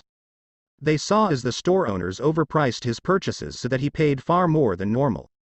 They saw what his brother had to suffer while they were living a far better life elsewhere. Eventually they had seen enough and wanted to speak to him and apologize for not being there for him when he needed them the most, but Naruto had quickly turned into an alley. When they turned into it as well so as to continue tailing him, but were shocked to see that he had simply vanished. It was a dead-end alley, so there was no other way out other than the path they were now blocking, but he had still disappeared all the same. Nothing more really happened until the day that the squads were to be formed. On that day Naruto smiled as he got into his usual garb, which he used magic to clean daily, and ate a quick breakfast before he opened a portal back to the real world. While the majority of the sanctum was on a fairly reduced time span, his room had been altered to sync up with the real world so that he could sleep in real time. Once prepared for the day, he made his way to the academy for the final time. As he made his way there, he sensed that his sisters were waiting for him at the front, so he simply went invisible and walked right past them as they stood there waiting for their brother. Once inside he made himself visible again and continued towards his classroom without missing a step. Once inside, he was met with the same looks he always got from his fellow classmates when he arrived, with hearts in the eyes from the girls with the boys, with the exception of at least 2, glaring at him for the looks that they wished that the girls would give them instead. Yet in the end it didn't matter to him how they felt since he walked past all of them towards the back of the room. He sat down and pulled his black book out so as to continue with what he was doing with it in the first place. Soon enough he was joined by Sasuke, who sat down next to him and waited like he did for the squad assignment. The situation escalated quite a bit later though, since Natsumi as well as Narumi both entered the room. They saw Naruto in the back of the room and quickly made their way towards him in hopes to sit next to him. The girls in the room looked at this with smirks on their faces as they saw this and simply waited. The 2 of them got 2 rows away from Naruto before they slammed into an invisible barrier. What the hell was that? Said Narumi as she rubbed her head in pain. This was not something that she was expecting in any way, but it was then that she realized that there was no one in the last 2 rows near Naruto or Sasuke, and she had a feeling she knew why that was. You 2 are not going to be able to get near Naruto, said Ino as she laughed with the rest of the girls in the room. Ino had once tried to use her family's signature to get into Naruto's head and implant subliminal messages of feelings towards her. Yet she had failed big time in the end since he apparently had telepathic abilities as well that she was unaware of, and not only blasted her out of his own head, but made her body stiffen like a board and left it like that. She remembered that when she was taken by a medic to try to loosen her up, he simply told her to stay out of his head with his telepathic powers, and to this day she had never tried to again. Naruto always erects an invisible barrier around him and Sasuke to keep us away like it did you, said Hinata. She had liked Naruto ever since he had utterly humiliated Kiba in a fight few years back. Kiba had enough of all the girls gawking over him since he believed that he should get all the chicks being the alpha male that he was. So he challenged Naruto to a one-on-one fight in front of the entire academy since he wanted Naruto's reputation to be in shatters when he lost. Naruto honestly didn't really care about all of this and half-assedly fought Kiba. Naruto simply dodged all his attacks while he continued to write in his black book and only took it more seriously when Kiba insulted him for being an orphan. He had boldly stated that Naruto was worthless to the point that no one wanted him and that his parents were probably still alive and abandoned him since he was so pathetic that he was a waste of space and wanted nothing to do with him. Naruto had slammed his book shut as Kiba had said that cruel sentence with a smirk on his face since he thought that Naruto would get angry and mess up. The action of Naruto doing so had actually terrified Kiba when he did it, since it was a well-known fact in the class that Naruto never put his all into anything ever. He was always multitasking and putting in a small portion of effort to finish things and was still somehow able to do what was asked without any trouble, no matter how hard the teachers tried to mess with him. To see Naruto face Kiba without distractions of any sort and instead paying full attention to him was quite unsettling to those who came to watch. While many pondered on what exactly he would do now that he was pissed enough to take this fight more seriously than before, Naruto had simply raised his hand up and conjured up a magical symbol within his palm that was green before he blasted his power at Kiba. The energy, which was wind in element, sliced off all of Kiba's clothes, leaving him butt naked for all who were there to see how this fight played out. His embarrassment hit astronomical proportions as everyone laughed at him, and even harder too since they saw that he had such a small penis that only brought more shame to him. Since that day Kiba had kept to himself and never boasted about being an alpha again, and as a result he stopped trying to hit on Hinata as well, which was a welcome change for her since he was always trying to ask her out with the intention of getting into her pants. Naruto, said Natsumi with a bit of an angry puffed out face. This isn't funny, brother. Come on and get rid of the barrier so that we can talk face to face like a family proper.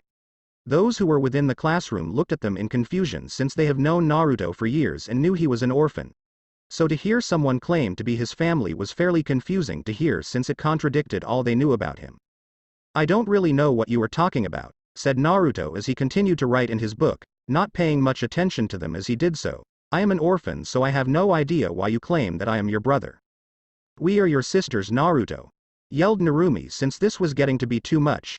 Every chance that they had tried to take to patch up their relationship had failed, and seeing him sitting right there in a situation that he couldn't avoid them only to have a barrier that kept them away just pissed them off immensely. Shouting that over and over again does not make it any truer than you wish to believe, said Naruto, who still continued to write in his book since they were not really high up on his list of priorities. Is there a way past this barrier? Asked Natsumi to her sister. They felt along what appeared to be an invisible wall and yet could not find any way around it at all. They looked for seals of some sort since in their minds it had to be seals to be able to erect something like this. We have looked for years yet none of us have been able to break through it, said Sakura with a bit of a huff. She was different than the others since her focus was on Sasuke and not Naruto like the rest of them. Naruto! Shouted Shikamaru, who had just arrived in the class. He had his usual shogi board in hand with the look of a man who wanted to win at all costs in his eyes. It made Naruto smirk knowing that he could make a usually lazy Nara put his all into doing something that his family deemed as relaxing. Right on time, Shikamaru, said Naruto as Shikamaru made his way towards him. Narumi and Natsumi expected him to slam against the barrier like they had, but he was able to walk right up to him without any sort of resistance. One more game before we part ways, Naruto, said Shikamaru as he set up the board, and I swear to Kami I will win once in my life against you. You do know that you can still challenge me even though we are no longer in the academy, said Naruto with a raised eyebrow as he still continued to write, but he suddenly stopped and slammed his book shut before he put it in his pocket to send it back to his desk. But since you are taking this particular match serious, I will return the favor and do the same. So for this game I will pay full attention. The silence in the room as he said that was quite serious since they never thought that they would hear him say those words, and to Shikamaru of all people no doubt. Why the sudden silence? Asked Natsumi, who was genuinely confused to see this. Naruto never takes anything fully serious, said Ino as she looked on in shock along with the rest of them. So shall we begin? Asked Naruto with a smirk on his face. They played the game for a minute alone, no more, no less. The game lasted 7 moves and ended in another victory for Naruto. Shikamaru could only look at the board with wide eyes and a gaping mouth since he had been beaten in the fastest way possible. And that is what happens when I pay full attention to what I am doing. I blow the minds of my opponent. Shikamaru simply picked up his shogi board, all the while crying anime tears since he lost so badly. Naruto then folded his arms as he waited patiently for the teacher to come in and announce the squads. He smiled to himself as he remembered the scroll that had been left for him to read via means that he had only given to Hiruzen to deliver messages to him while in the sanctum. They all waited for 20 minutes, with even Narumi and Natsumi taking a seat all the while grumbling to themselves since their plan to talk to Naruto was shattered. After 20 minutes Iruka came into the room and explained that he was proud of all of them for their academic achievements. He then went on to announce the squads. Gonna skip the ones that are canon since by this point everyone should know them. Squad 7 will be Sasuke, Yakumo, and Sakura, said Iruka as those in class looked at him in confusion since they didn't know who Yakumo was. But they all had to hold their ears as they were forced to hear Sakura scream out in happiness that she was in a squad with her beloved Sasuke like she wanted to be. But before Iruka could say anything else, he was interrupted as a messenger showed up and handed him a note before he left. Excuse me, but there has been a change in the squad assignment. Squad 7 is now Sasuke, Yakumo, and Naruto. Your sensei is Kakashi Hatake. Once again the class was subject to Sakura's scream, but this time was in fury, which was only amplified by Narumi as well as Natsumi joining in on her rage. When they had left for the academy for squad assignments they had been told that Naruto would be on a squad along with them with their mother being their sensei, but now they had just heard differently and they were fairly pissed off about it. Naruto at this point was tired of the screams of rage and snapped his fingers. When he did that, a magical circle appeared under Sakura, and she was frozen in place with her mouth open in rage. Oh thank merciful Kami, said Sasuke as the color returned to his face as he had dodged such a large bullet there. He knew all about Sakura's obsession towards him and it had caused him to lose all the color in his body to hear that they were on a squad together. He was unsure as to how she became a kunoichi in the first place since she was an extreme fangirl and was not what one would call strong in any sort of way. Iruka continued on with the squads since there were no more interruptions, and then when he got to Squad 11 he got one.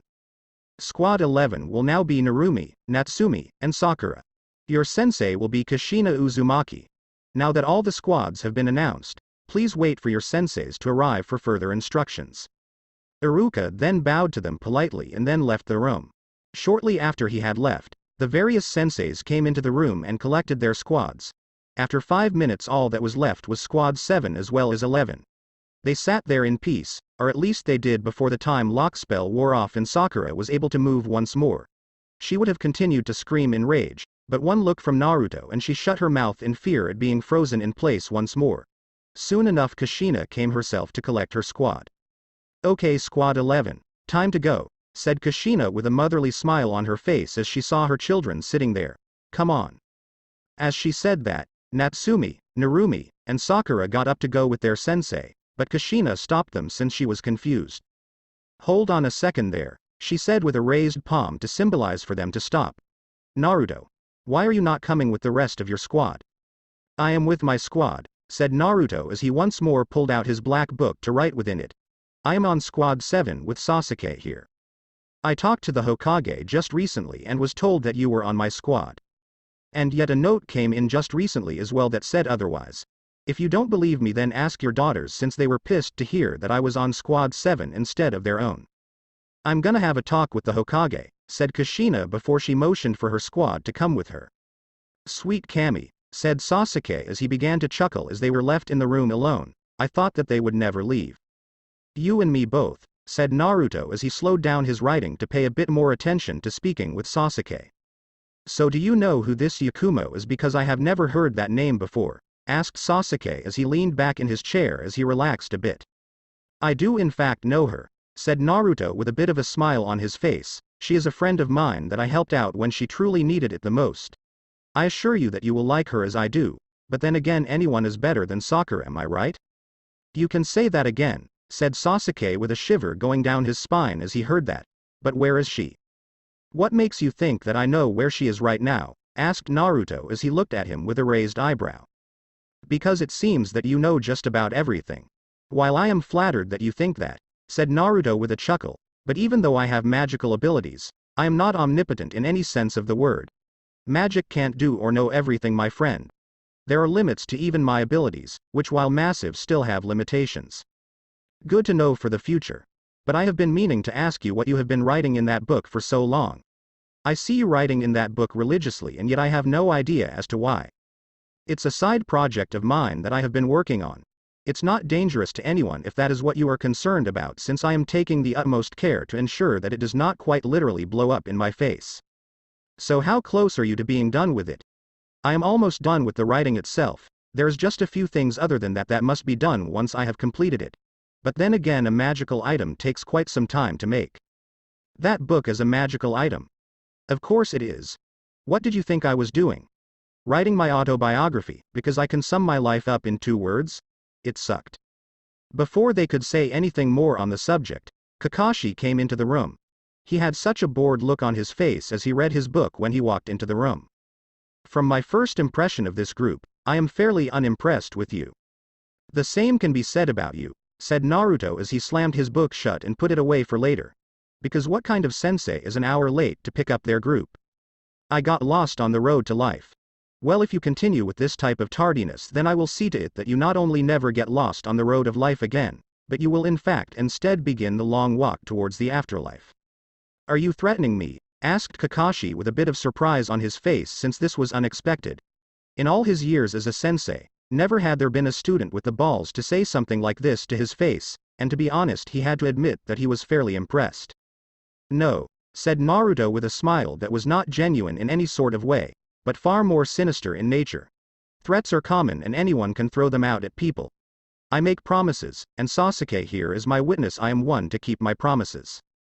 Okay, said Kakashi with a bit of a sweat drop on his head, since this conversation was going south fast. Well, time for our first squad meeting. Meet me on the roof of the Hokage Tower.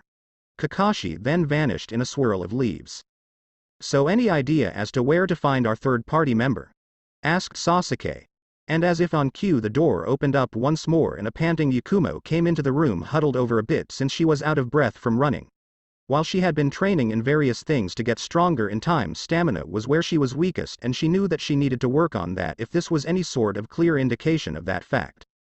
Well, right there, said Naruto as he stood up and walked towards the door. Am I too late? Panted Yakumo as she took a deep breath to try and calm herself. As a matter of fact, you are right on time, said Naruto as he pats her on the shoulder as he walked by her. Sasuke, meet Yakumo. Yakumo, meet Sasuke. Now that our squad knows each other, we have to go meet our sensei on top of the Hokage Tower. Please tell me that you are joking, said Yakumo. I am afraid not, said Naruto with a smirk on his face, as he walked out of the room, but think of this as exercise that you need to keep your stamina up. Hello Yakumo, said Sasuke as he walked by as well, it's nice to meet you. Well, shall we go and meet with our Cyclops of a sensei? Damn it, said Yakumo as she followed her squad mates to their destination, all the while grumbling as she did. 20 minutes later, they finally arrived at the assigned spot on top of the Hokage Tower. There they were once again forced to wait on Kakashi, who was once again late for their meeting. As they waited for him, Naruto conjured up chairs for the 3 of them to sit on as they waited. And 10 minutes later he finally arrived. Well, hello there, said Kakashi with an eye smile as he saw them sitting there, and before he continued he noticed that Naruto was eating a muffin that he didn't have a second ago. And where exactly did you get that muffin? Muffin button, said Naruto as he took a bite out of it. What the hell is a muffin button? Said Kakashi before Naruto pulled out a big red button with the word muffin on it and tossed it to him. Kakashi was curious about it and pressed it since he honestly could go for a muffin right now, but as he pressed it he was jolted with electricity that surged through his body. Naruto and his friends laughed hard as he twitched from the electricity. The fact that you fell for that so easily is quite humorous to me, said Naruto as his laughter started to die down. He had always had a bit of a need to prank people from time to time, and this was one of said times since it was payback for being late twice in the same hour alone. But now let us get to this meeting you wanted to have with us. Yes, said Kakashi with a cough as he coughed out black smoke from his lungs. He looked at Naruto with a look of slight fear since this kid was not one to shy away from pranking him in such a fashion. So let's start off by getting to know each other better. So why don't each of you introduce yourselves one at a time? Introduce ourselves, asked Yakumo with a quizzical gaze. Well, what are we supposed to say?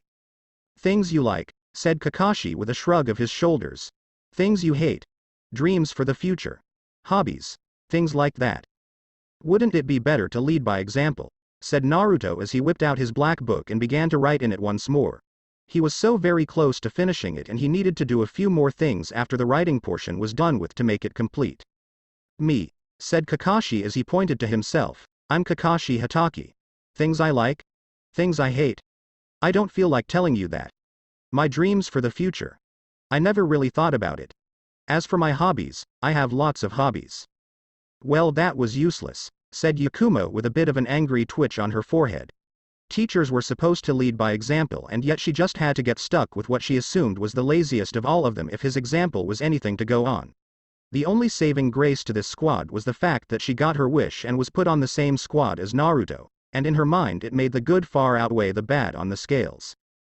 Okay, said Kakashi as he pointed at Naruto, your turn to share with the group. My name is simply Naruto, said Naruto as he never once stopped his writing for a second to do as was asked of him. I have no last name for I am an orphan. The things I like are those who stay by your side through the worst of things as well as my closest of friends as of which at this moment I only have 2. And as luck would have it they are on my squad as well. The things I hate are the polar opposite of my likes with those I hate being the people who willingly abandon those who need them the most. There is more to my list of hates but they are fairly minor in comparison to that single answer. My dreams of the future are something that I cannot explain to those uninformed of the matter and I don't know you enough to even attempt at explaining it. But what I can say is that my dreams do also include having a family of my own one day to make up for the lack of one I have and to be there for them always no matter the cost. And like with my previous answer with my dreams, my hobbies would need explaining and I don't really care to. Well, that is quite a bit of information to process, said Kakashi with his hand under his chin as he thought about it. Kakashi had met with his old sensei Minato while his squad waited for him on the roof of the building and was ordered by both Minato as well as Kushina to try and find out as much as he could about Naruto so that they would be better prepared for the talk they wanted to have with him once this meeting of the squad was over with. Yet from the information he had heard, which he knew that Minato and his family were listening to as they spoke, the boy who was their son had no intent to open up to their attempts at fixing their broken relationship. In his mind, this did not bode well for the future. So next is your turn, girl. My name is Yakumo Kurama, started Yakumo as she smiled internally as she heard that Naruto was interested in starting a family at some point in the future. My likes revolve mostly around painting since I have perfected my art in the years I was in isolation from the world. I also like my friends, or if I am being honest my friend since there is only one. My dislike is those that stomp on the dreams of the younger generation and don't even apologize for it. Why does her dislike sound so familiar, thought Kakashi as he heard this. He thought hard about it and then it clicked like a light bulb turning on in his head. He remembered Kurenai speaking about an old student that she had tried to train but she had been too weak to fully become a kunoichi. My dreams, Yakumo continued, are a couple of things such as a family of my own as well as to become stronger to prove those who deemed me weak wrong. I want a family, since even though I am from a clan in name they themselves have all but abandoned me so that it is like I too am an orphan as well. My hobbies are few in number but I really don't want to speak them. That is good to know, said Kakashi as he pointed at Sasuke. Your turn, Uchiha. My name is Sasuke Uchiha, said Sasuke as he sat there with his head in both of his hands in thought. I hate a lot of things, and I don't particularly like anything. What I have is not a dream, because I will make it a reality. I am going to restore my clan and destroy a certain someone. For years that someone was none other than my older brother Itachi, but events have showed me that my hatred for my sibling was misplaced since while he was the one to help in the killing of my clan, there was more to it than I was led to believe as I witnessed it with my own eyes. For years my hatred for the man had driven me forward to become stronger to avenge my clan. And while the target may have changed, my goal in life has not. I will hunt the one who killed the innocent in my clan and make them pay for what they have done. Naruto smirked as he heard Sasuke say this. The man was too much an emo at times. While he may have stated that he didn't really like anything, he knew that they were friends in the end. Years ago, when Danzo had tried to capture Naruto in an attempt to try and turn him into a weapon, Naruto had decimated Danzo and his forces, since not a single one of them was capable of countering the magic he had in his arsenal when he was assisted by the Ancient One via possession. When all of them had been dealt with, Naruto took the time to go through his documents and learned all his hidden secrets that he had kept hidden from the world, and he was right to do so, since it would have warranted his execution if the world knew even a fraction of the bad things he had done. But amongst all the scrolls, he had found information about the so-called Uchiha massacre and had taken the time to mentally prepare Sasuke for the truth of what he learned. And as he expected, Sasuke took the information hard. And unexpectedly he broke down into tears over the truth about the loss of his family. The fact that he had thought that his family had been in the right, but they instead were planning a coup against the rest of the village.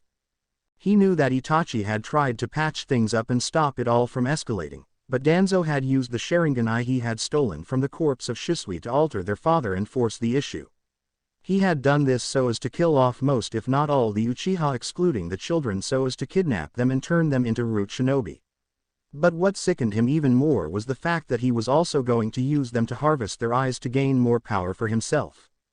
But that wasn't even the worst bit, since Sasuke asked Naruto to follow him and use his magic over time to see exactly what had happened to his clan that day. Naruto had asked him if that was what he truly wanted, and Sasuke had answered with a yes, with conviction in his voice. He wanted to see for himself what happened without any form of lies. So Naruto used his magic to open up a window into the past to show the both of them what had happened. There he saw Itachi kill off only those who were for the coup against the village, but it was another who claimed to be Madara had slaughtered those who were innocent of any wrongdoing, such as the children. Sasuke had simply left to be alone after he was shown all of this, and Naruto had truly feared for his friend's sanity from seeing all of this for himself. Yet his fear was put to rest when Sasuke found him 3 days later and thanked him for showing him the truth on the matter, and told him of his new goal in life to avenge his clan and restore its honor to what it once was in the past. Well, this has been informative, said Kakashi as Sasuke had finished, and I have to say that that was a lot to take in. So now that we are a squad, we have but one test left to do. But I thought that we were done with tests now that we were assigned a squad, asked Yakumo, since she had not been told about any test when the scroll telling her that she was now officially a kunoichi along with a high 8 showed up for her via courier. While you are done with the tests in the academy, this one is one that I am giving you personally. But be warned that if you fail, you will be sent back to the academy. Oh no, said Naruto sarcastically as he wrote the final bit of what was needed for his book and then closed it. Not the academy. Sasuke and Yakumo chuckled as they heard him say this, since being sent to the academy was not really much a punishment for failure. Okay, Mr. Tough Guy, let's see how you feel after tomorrow's test at Field 7. Also, word of advice, don't eat anything since you will mostly puke it back up from what I have in store for you. Kakashi then disappeared in a swirl of leaves. So I'll see you guys tomorrow then, said Sasuke as he left the group with his hands in his pocket. Nice cheerful guy there, said Yakumo with a roll of her eyes. You get used to it, said Naruto, but before you leave I need a bit of your blood for something. What do you need my blood for? Asked Yakumo with a raised eyebrow, since the request was fairly strange to hear even from him. It's a secret, said Naruto, but I assure you that it will not hurt you in the long run. To be honest, if it was anyone else who asked me to do this I would have just flat out said no, said Yakumo with a smile on her face, but since this is you who asked I will oblige. She held out her hand towards Naruto, who conjured up a very sharp knife. He sliced it against her palm and pressed it on the final page of the book he had spent the last few years writing. Once there, her hand glowed for a bit as a glyph appeared on her hand for a brief second before it disappeared. Naruto then used healing magic to heal up the cut so that it was as if it was never there in the first place. So what exactly did you just do? I'll tell you when everything is done, said Naruto, but for now I think it is best that we go our separate ways until tomorrow. Okay, said Yakumo as she prepared to leave herself, I'll see you tomorrow then. Naruto sat there as he saw her leave, but the smile on his face disappeared shortly after she did. "So did you get all the information you wanted to learn?" said Naruto out loud as he placed his book once more in his shirt to send back to his desk. As he said that, Minato as well as Kushina and the twin sisters appeared next to him. "Naruto, we need to talk," said Minato. "Of course we do," said Naruto as he rolled his eyes. "That is why you ordered Kakashi to change the location of our squad's meeting so that you can eavesdrop on us so as to learn as much as you could about me." "How did you?" started Kushina in surprise before she was cut off. "Because I am not an idiot. I pay attention and notice these sorts of things since I was trained to do so." "Don't interrupt your mother," said Minato sternly. "What mother?" asked Naruto impassively, "since I am an orphan." "We are getting off track here," said Narumi, who wanted to get this meeting back on track so that they could give Naruto the good news personally. "You are right," said Minato. "Naruto, I have come to explain that there has been a mix-up with the squad placement. You were meant to be on Squad 11 but somehow there was some sort of confusion and you ended up on 7 instead. I have come to introduce you to your squad." "There was no mix-up," said Naruto as he pulled out a scroll and twirled it on his finger for a bit as he talked. "I knew that you would try to force me onto a squad with your daughter as well as your wife when reinstated as the Hokage, but luckily for me I was gifted this by Gramps just this morning." Naruto tossed the scroll in his hand towards Minato, who looked at it for a second before he opened it up to read the contents within. His eyes opened wide as he saw what was written within it. "What does it say, honey?" asked Kushina as she saw his wide-eye look. "It is the last orders of the previous Hokage Sarutobi Hiruzen," said Naruto as he stood up and stretched a bit since his limbs had gotten a bit stiff from sitting so long, "and it states that I am officially a member of Squad 7 alongside one Yakumo Kurama and one Sasuke Uchiha. This was the last signed order of the previous Hokage, and as is tradition since the founding of the village that it can't be changed by the successor as you were trying to do. And as stated, only through my own volition can I change squads." Minato could say nothing more as he just stared at the scroll in disbelief as he heard all of this. "And since our meeting has seemed to come to a conclusion," said Naruto as he stood up from his seat, which disappeared along with the other two when he got up. "Then I shall be on my way. I wish to rest up for my final test with my squad tomorrow." "Brother," said Narumi as she began to tear up a bit at seeing his coldness towards them like this. Sure, he had been this way when they had first met, but she had expected him to warm up to them by now. "Please don't go. I don't know how many times I must state that I am nothing more than an orphan until you finally register it in that head of yours," said Naruto as he stopped walking to speak his last words. "Why must you be so hard on your family?" said Jiraiya as he and Tsunade appeared to join at this group meeting. "Because I have no family," said Naruto matter-of-factly with a raised eyebrow since he wondered where this was going now that the pervert and the addict were here to lecture him about forgiving his family. Simple as that. If that one statement alone brings them pain or grief of any sort, it is not my problem nor is it my fault since I am simply stating what I was and still remain to this day. "Oh come on kid," said Jiraiya with a smile to try and lighten up the dreary mood that had been set in place before his arrival. "Surely there is a way to make amends for all that has happened. Just say the word and we will do it if we can as a show that we are trying to patch this all up." "Anything I ask," said Naruto with an amused look on his face as he looked back to Minato and his family. They all quickly nodded their approval since they wanted to make amends as Jiraiya had stated. "Well, if that be the case, there is but one thing that you could do to make this all better." "What is it, son?" asked Minato with a bit of hope that their family could be whole once more. "You are quite good with the Hiroshin jutsu you made and use," started Naruto before he was interrupted. "If you wish to learn it then I will teach it to you," said Minato with a smile. "I don't care to learn it," said Naruto impassively as he waved his hand to show his mood. "I was just stating a fact. The jutsu allows you to manipulate time and space in a way that allows teleportation. So what you have to do is develop a new jutsu, one capable of traveling back into the past. There you must tell your younger self to not abandon me as you yourself have, and only then will I even consider forgiving you." "But what you have just asked for is impossible," said Kushina with a look of shock that Naruto would demand such a thing to mend their severed family ties. "So is the notion of me ever forgiving you," said Naruto as he once more began to walk away. But he only took 3 steps before he was stopped by what he heard next. "Why do you hate us?" shouted Natsumi, who let her anger get the better of her at this point since she just couldn't hold it in anymore. Naruto actually turned around to look at them this time. "I don't hate you," said Naruto simply. "Then why?" was all Natsumi was able to say before Naruto cut her off. "Let me finish what I was going to say before you continue with that question.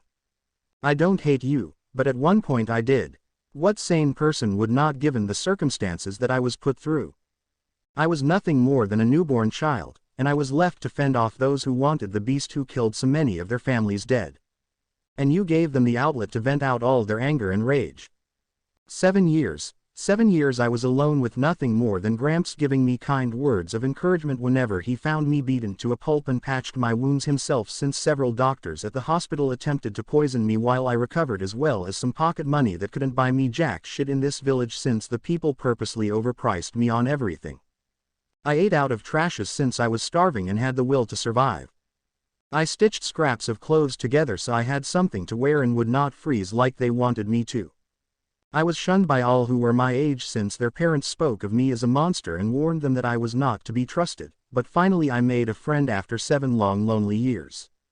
I knew who you were to me, even though Hiruzen never told me, since any moron could look at a picture and then me and instantly see the resemblance. I hated you for leaving me to rot while you lived the good life elsewhere, and yet after so many years of hatred I finally realized that you were not worth my hate. Hate is for those who seek revenge against their subjects of hatred, but I had no such wish. Time destroyed any emotions I had for you all, and all I feel for you now is pure uncaring. So I will say this again, that I don't hate you, I simply don't care about any of you at all." Kushina and her daughters couldn't help but cry as they heard the story of what Naruto had to go through in his youth. "But we can still fix all of that," said Minato in a desperate attempt to try and bridge the gap between them. "We can teach you so much. What it is you think you can teach me I already know quite well and have excelled where you have failed," said Naruto with an uncaring face. "But only the few of us know how to use the Rasengan," said Jiraiya, "and only Minato can use the Hiruzen. So how can you?" "Easy," said Naruto as he held up his hand. Within it arose a condensed ball of energy akin to the Rasengan, but made out of pure magic instead of chakra. "And yet unlike your incomplete form," said Naruto before he added fire to the mix, making it burn red before he dispelled it away since his point had been made. And as for the Hiruzen, Naruto simply teleported to the other end of the roof and stood on the railing. "Well, you can plainly see I am able to do so without a seal of any kind." "But how?" was all that Minato was able to say since his mind was slow to process all of this. "I had a great teacher," said Naruto as he walked along the railing as if he was walking on solid ground. "Who was your teacher?" asked Tsunade in genuine curiosity as to who could teach such techniques as was shown to them. It only made her wonder what else the kid had been taught while they were away training the twins. "A being known as the Ancient One," said Naruto, "and that is all you will get from me on the subject. But while you may have learned offensive skills, I can still teach you in the medical field. I am gonna have to stamp that proposal out with a big no stamped in permanent ink," said Naruto with a shake of his head. "And for 2 reasons. "Which are?" asked Tsunade, who was slightly pissed that her offer had just been shut down like that. Many people would kill to be trained by a Sannin like her, and yet he just dismissed it so easily. "The first of which is that I have been fully trained in medical procedures," said Naruto as he hopped off the railing since he had reached the end of it, "and I am happy to say that my skills have exceeded your own." "That seems highly unlikely," said Tsunade. "Let me throw out a random example then. If you were forced to operate on a man whose spine has been severed, thus leaving him crippled, do you have any sort of procedure to cure the man of said crippled status?" "No, I do not, but there is none to be had, for it is impossible. And it is that mindset alone that makes my skills far better than yours," said Naruto as he began to twirl his sword in his hand while it was still sheathed. "Because nothing is truly impossible if you look hard enough. But then again, you are well known to not be able to look up or away from a bottle of any sort of alcohol, so it is of no surprise that you lack the skills needed to cure such a case." "How dare you?" growled Tsunade, who was pissed that her medical skills were being mocked by this brat and she would not stand for it. "Naruto," said Jiraiya as he tried to help diffuse the massive amount of killer intent that was beginning to leak out of Tsunade. I would apologize if I was you. You or me, said Naruto with smirk on his face. Then I would be nothing more than a pervert who sells porn and really only accomplished one thing in life, being training a student that easily surpassed you. But given the fact that your perverted ass never mastered the Sage Mode you worked so hard to learn nor perfected the Rasengan like you wanted, it wasn't that much a hurdle to surpass now, was it? Why, you little, was all that he said before Minato himself had to hold Jiraiya back from trying to strike Naruto. Tsunade was not restrained though and began to stomp towards him in a menacing way, yet Naruto was not scared in the slightest about it. Apologize, growled Tsunade through gritted teeth, now.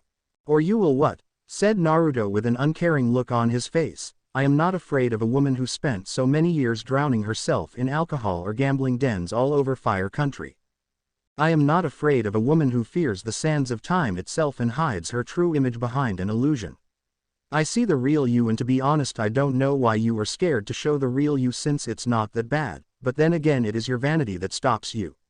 It's hard to believe that you even remember to breathe with the amount of brain cells you have most likely killed off from your addiction. This was all Naruto was able to say since Tsunade had seen red and tried to punch his head off. Now if this had been her grandmother Mito Uzumaki, then Naruto would have needed to do more than simply lean back to dodge the blow, but Tsunade was not her grandmother and had never taken the time to refine her fighting style. So since she attacked like any standard brawler would, albeit one capable of punching buildings down, her moves were easily predictable and he was able to dodge with no troubles at all. She had put her all into the punch, which meant she was off balance, which Naruto capitalized on and knocked her off her feet with a simple sweep kick. When she was on the ground, she tried to get up and yet couldn't, since Naruto put his foot on her chest and pointed his still sheathed sword at her head.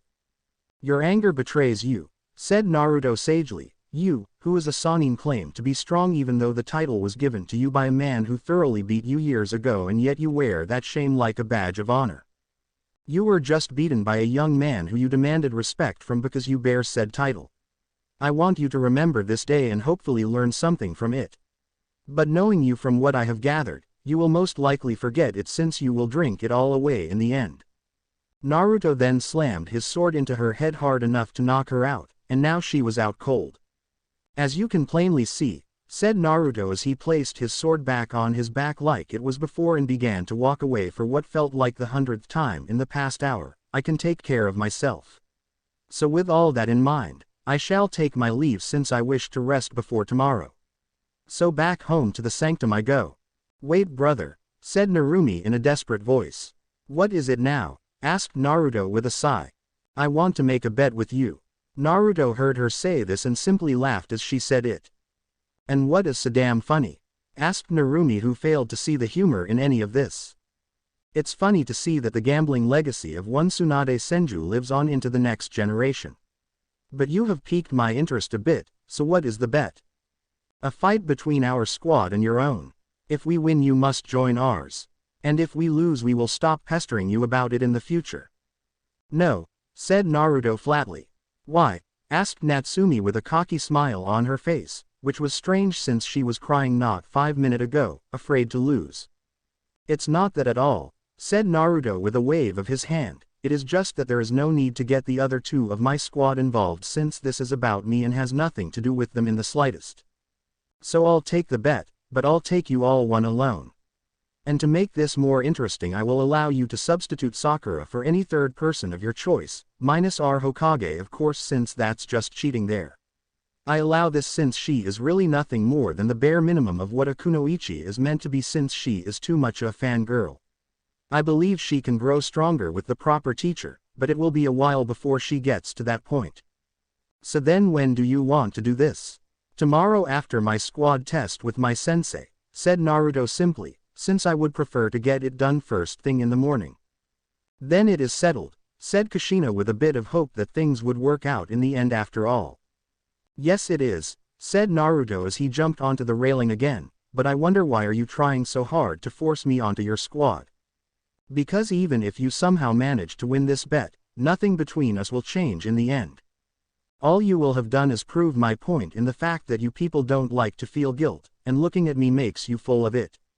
You want this feeling to go away and will try anything to manage it, and say to hell with what I want because we don't want to feel this way anymore. Think about that for a while and then ask yourselves again, why doesn't he want to be part of our family? And you will come to an answer that will most likely surprise you. Naruto then hopped off the roof into a portal that he had opened while he monologues a bit there, and by the time that they made it to the railing and looked over the edge to see where he had gone, he was already gone without a trace of him ever being there. Naruto woke up early in the morning and showered as he usually did. He then went into the massive kitchen that the sanctum had within it, which was no surprise since it was a school and usually held more than just two people, or one person in the spirit of another who was capable of staying within this plane of existence for such a long time. When he got there he began to cook up food for himself as well as his squad mates since he was fairly sure that they took Kakashi's advice too literal and skipped breakfast. Now while it is true that there were things that could scare a person to lose their lunch upon looking at it or experiencing it, but Naruto had seen many things that were far worse than a teacher who was consistently late and covered up one eye with illusionary abilities. The Ancient One had shown him the vast amount of threats that went from dimension to wreak havoc wherever they go. The Ancient One had explained that she had used up the vast amount of magical power she possessed to duplicate the Sanctum Sanctorum and send them to all dimensions so as to aid the native people to protect themselves from future fights with these dark entities. Naruto had been chosen since his mind as well as his pure soul were perfect to learn the mystical arts that she had to teach him. And as Naruto cooked the food he was going to take his friends, he remembered the talk he had with her earlier about her time almost being up. Once it would be his duty to protect this dimension as well as recruit those with the potential to master the art of magic. Naruto was sad that his teacher for over a century was leaving, but he knew that one day it was bound to happen and mentally prepared for that day. But now he was done cooking and quickly packed the food and utensils that they would need to eat it. Once packed, he placed it on a seal to summon when he needed it and opened a portal to his dimension. He stepped through and closed the portal back up before he continued onwards to his target area. There was no one out and about, but then again it was still 4 in the morning and there was no light in the sky just yet.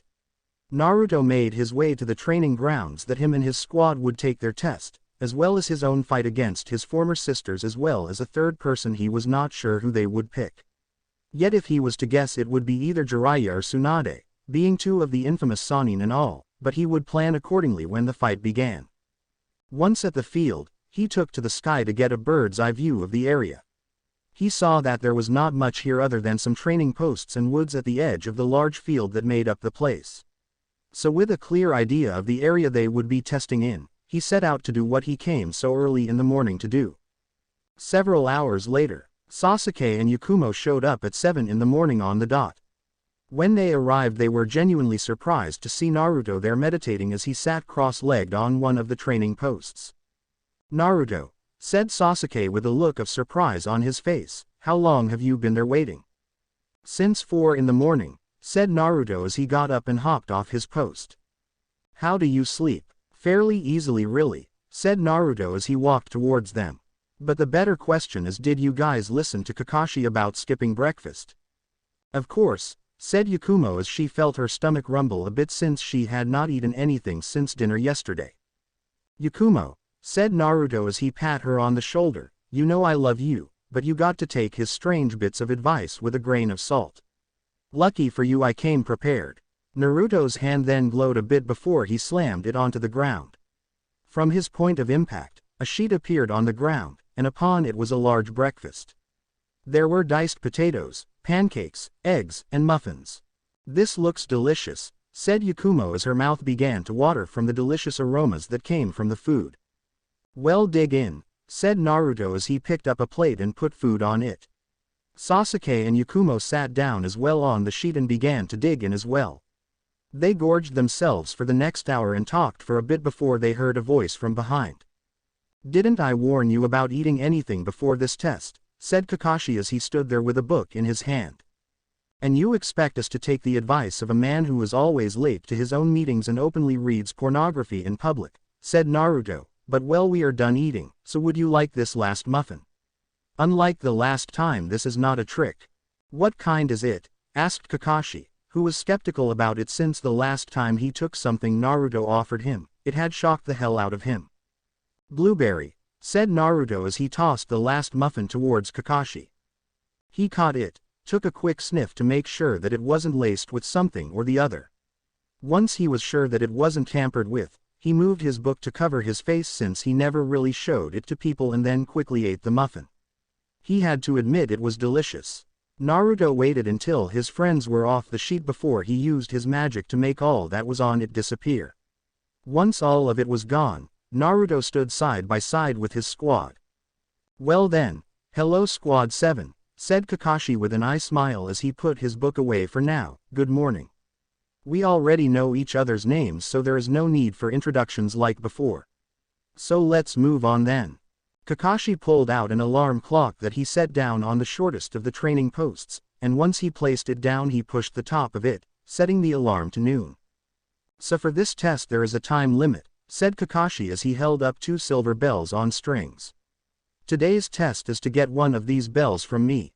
But since there's only 2 of them, one of you will fail this test, and not only be tied to one of these logs as a way to pound the point home that you have failed in such a simple task, but you will also be sent back to the academy for another year before you are able to attempt this test once more. Naruto and his friends looked at each other for a second as they heard this before they looked back, since Kakashi still had more to say about the matter. You are allowed to use weapons and jutsu against me for this test, said Kakashi with a serious look on his face, since you won't be able to get this unless you have the will to kill me. So when you are ready you can begin. Kakashi then took his book back out and began to read it once more as he waited for his team to attack him. Does he take us for fools? Asked Naruto in a hushed voice so that their sensei would not be able to hear them. Apparently he does, said Sasuke in agreement. What do you mean? Asked Yakumo, who was a bit out of the loop here. Naruto and Sasuke had been taught by 2 separate people who had made it a point to think about things differently from other people. Orochimaru was fairly good at teaching on the subject, and the Ancient One was the epitome of the subject since everything she taught was like that. Yakumo unfortunately was not trained by anyone like that, so she did not see the point of all this. Think about it fully, said Sasuke as he used his hands to paint a full picture for her to see. We are 3 supposed Genin level shinobi who are being tasked with fighting a Jonin level 1. We are being told to separate ourselves so that we can get a bell for ourselves. Now why would they think that a genin fresh out of the academy would be able to defeat him? Plus even if only 2 of us can become shinobi like he said Naruto with a shrug of his shoulders, I have no need for it and would give either of you the bell since I am a sorcerer not a shinobi. Okay, I get it, said Yakumo as she finally got it. So what do we do now? That all depends on how you wish to end this, said Naruto as he held up 2 fingers, because I can end this in a matter of seconds with numerous amounts of the abilities I have under my control. So we can do this quickly, or in a complex long way that will be hilarious for all of us to observe. I am kind of curious as to the second plan, said Yakumo with a raised eyebrow since it seemed like this would be fun. I second that, said Sasuke with a smile since Naruto's plans were always amusing to some extent. Okay then, said Naruto as he leaned in close and spoke of his plan. While he did this, Kakashi was watching them while still reading his book. But a minute later, Sasuke ran away from the group towards the wooded area. So the Uchiha is the first one to run away, said Kakashi as he didn't even make a move to go and retrieve him in any way. I'm not gonna lie, but to be honest I thought it would be Yakumo who gave up first. So not only are you constantly late, but you are apparently sexist as well, said Naruto while shaking his head. He then lifted his hand and applied magic to it. Once he did, Kakashi's book flew through the air and landed in Naruto's hand, where he then proceeded to burn it via green magical flames. And that is why you are a failure as a sensei. Naruto's statement did exactly as he thought it would and pissed off Kakashi immensely. Not only were his teaching skills being put into question, which alone was enough to piss him off, but that book was a first edition autographed Ika book that he had yet to finish reading and now was never going to since it was burned to ash. Do you have any idea what you have done? Growled Kakashi, who was understandably pissed that his book had been destroyed as it had been. The better question you should ask yourself, dear sensei, is, said Naruto as he smiled in a manner that was not friendly in any sense of the word, is if I care. Kakashi lost it when he said that and used his hand to uncover his Sharingan that was underneath his hiape to conserve chakra. Naruto smiled more as he did since this was part of the plan, and as soon as he uncovered it Yakumo stepped forward with a matching grin on her face as magical power began to channel into her eyes. Kakashi stopped from rushing forward since he had been taught to be wary of an opponent's tactics. Yakumo's eyes burned bright orange as she laughed manically like some cliché villainess in a move. Her pendant glowed with the dark energy that was contained within as she channeled it into her hands. Sharp claws grew from the tips of her fingers that were jet black that she then slashed at Kakashi, who tried to move, but his body was not able to move. Kakashi quickly looked at himself and saw that the slashes had done no physical damage to his person, which begged the question as to what the hell did Yakumo do just then.